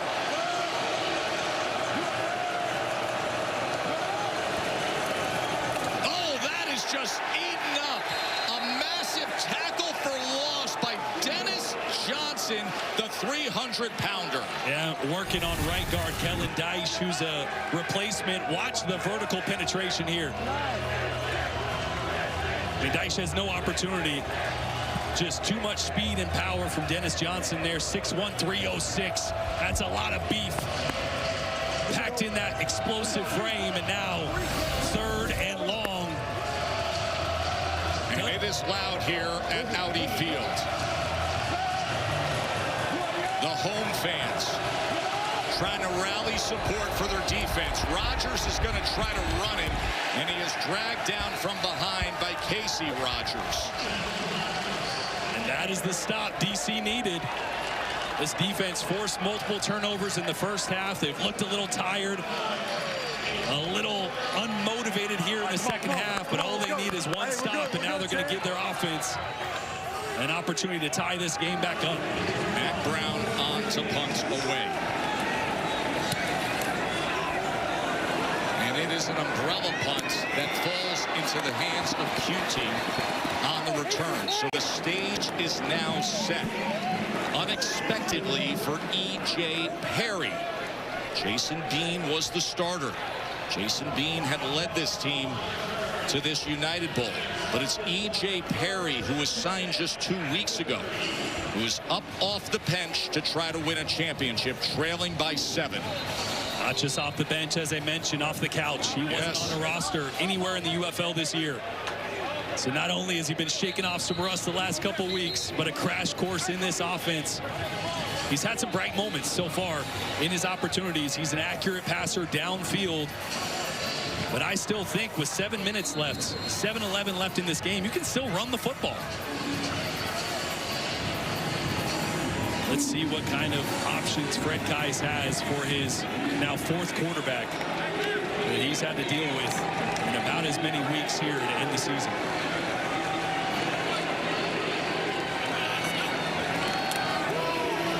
Perry's going to keep it himself. And it's a very good decision as he runs for 11 yards and a first down. Now we've seen that now 3 times where Perry has called his own number on those zone reads. They are not giving him the attention or the respect that they gave Jason Bean and his athleticism. Perry takes advantage. There is Jason Bean, knocked out of the game, was injured last week, was injured again today. Can't continue. Perry steps up in the pocket, launches downfield. Flag is down as this is well beyond Ty Scott. Illegal contact number 12, defense.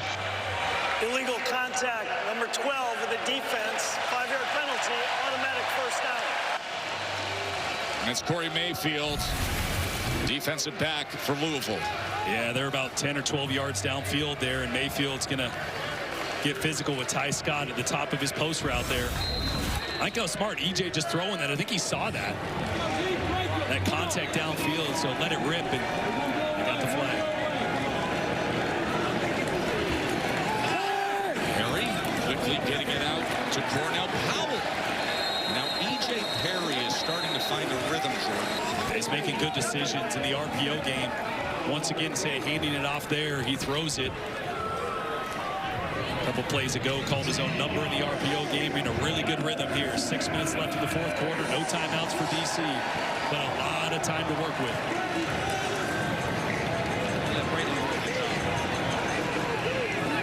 6 minutes to play. Perry gets the ball out quickly. Oh, should have been caught by Braylon Sanders. Boy, this is a perfect throw from E.J. Perry. Louisville's going to blitz. He replaces it with a slant. Braylon dropped 2 passes last week against Orlando. 1 deep, 1 short, and another huge drop. Because if he catches that, he might be the fastest receiver that DC has. He's off to the races.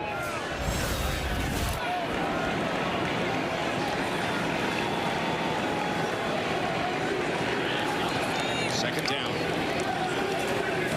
Again, quickly to the outside. This is QT. Third and a couple of yards. DC has used their timeouts. DC has used their super challenge. As that sun continues to scorch that defender's sideline. They've been dealing with cramping and issues with the extreme heat all afternoon. E.J. Perry, who was just home in Nashville with his wife Charlie just a few weeks ago, now signs and trying to bring home a championship. Perry, as he goes up and over to earn the first down. Good athlete, and you can see how pumped up he is. And this crowd reacts to Perry. That'll get the beer snake going. Once again, E.J. reads the defensive end, keeps it, goes airborne, putting his body on the line, getting over Jaheim Thomas there for Louisville. There was that moment earlier in this broadcast where he was with Sam, and he was starting to do some play-by-play. So I just love football. You can tell by the way he plays. As he gets it to Valladay on the outside, just go for about 2 yards there. They say the ball is out. Louisville claims the ball is out. The officials are saying otherwise.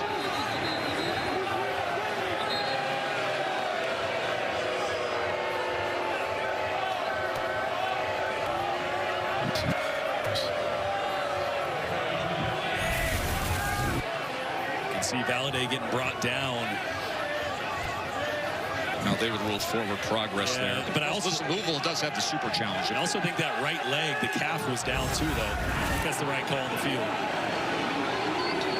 So it's a 2nd and 8. Clock is ticking now. Coming up on 3.5 minutes to play. And we are going to get an official's timeout. First charge of the half. Louisville is going to utilize the timeout. Yeah, maybe an opportunity for them to get another look at that one to see if indeed they should challenge it. I think that's probably what Chris Redmond's talking with his staff about right now. They can't do it. Was there a whistle or not a whistle? Did you hear a whistle? Did you hear a whistle? They're trying to discuss whether there was a whistle, guys, and whether or not he wants to throw that challenge flag. He hit his chest and he was blind in his stomach. No, because he moved forward progress. That's why he didn't. So the ref telling him there they ruled forward progress with the whistle. He down too. I didn't hear the whistle.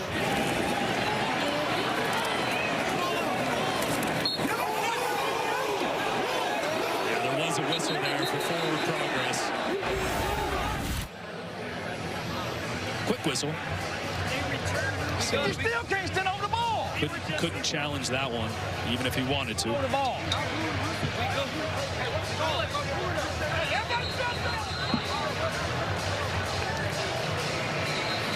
Now you think about guys that can make an impact down the stretch here. Briley Moore, the tight end for DC, had a big play on a wide pop pass last week that went for a lot of yards. He's their gadget guy. If they want to design something up to hide number 88, he's a guy that can usually get lost in the mix.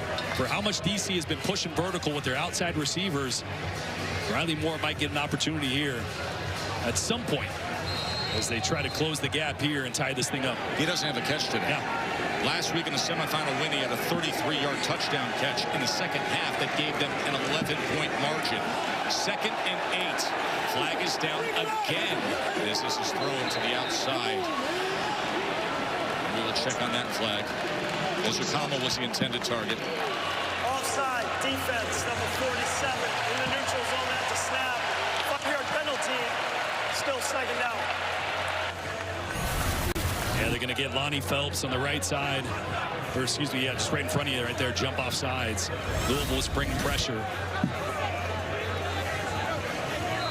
The one-on-one matchups are there if DC wants them. So after the penalty, it's a 2nd and 3. So is that quarterback run game, and I love how Fred Kais, he's just, if it ain't broke, don't fix it, right?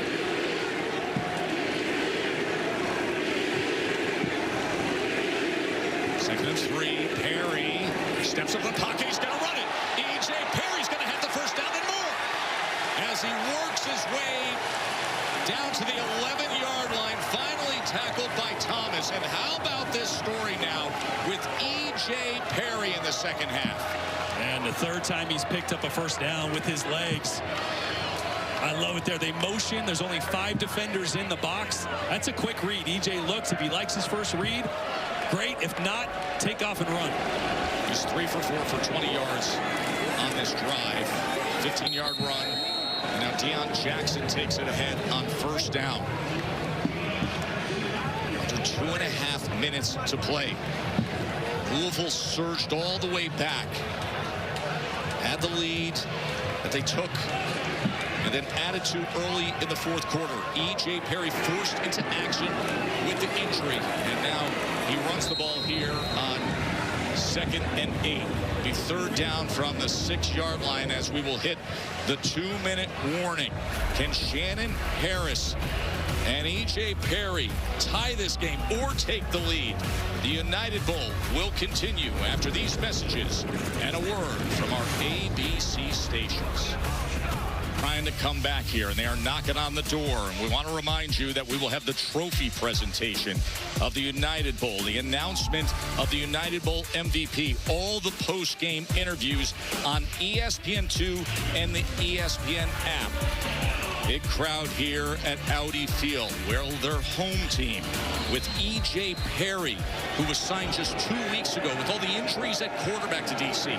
Coming off the bench, forced into action because of the injury to the starter. Can he pull off late drama here? 2 minutes to play, trailing by a touchdown. Perry to the corner of the end zone, and that is out of bounds, looking for Powell. Boy, Cam Gill with a great pass rush on Jalen Duncan. Got in the face of E.J. Perry there, and that's why that ball sailed out of bounds. Now 4th down and 5. 4th down and 5 for DC. They have no timeouts remaining. It all comes down to this moment. Go to motion.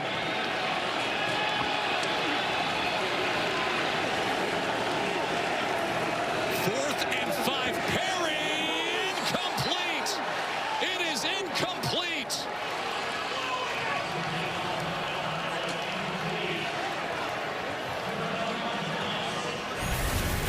Boy, they're running mesh here.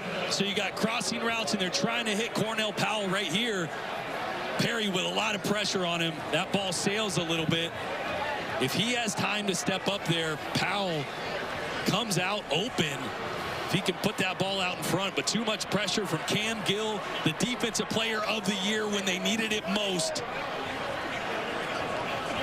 Sped up the process of E.J. Perry just enough to cause that incompletion. Great job. And Chris Redman in his first year as a coach. How good does that have to feel for Chris Redman to know the decisions he made to switch things up after the poor start to the season they had, to try to change what's been described as a toxic culture, a change at quarterback, a major shift at offensive line, a first-year head coach who was a great player, but specifically, as he references himself, the son of a legendary high school coach who he learned everything from. Bob Redman won 4 state titles at Male High School back in Kentucky. Chris says, if I had a nickel, and there is Bob, his father, Bob, He said, if I had a nickel for every person who's walked up to me and said, your dad changed my life. He said, now as a head coach myself, I try to draw on all his experience, his leadership he showed through the years. Chris Redman led this team masterfully after what was such a shaky start to the season, his first year as a head coach in a new franchise. Yeah, they start 0-3. They won their 4th game, but a 1-4 start to the season. They were the worst rushing team in the UFL.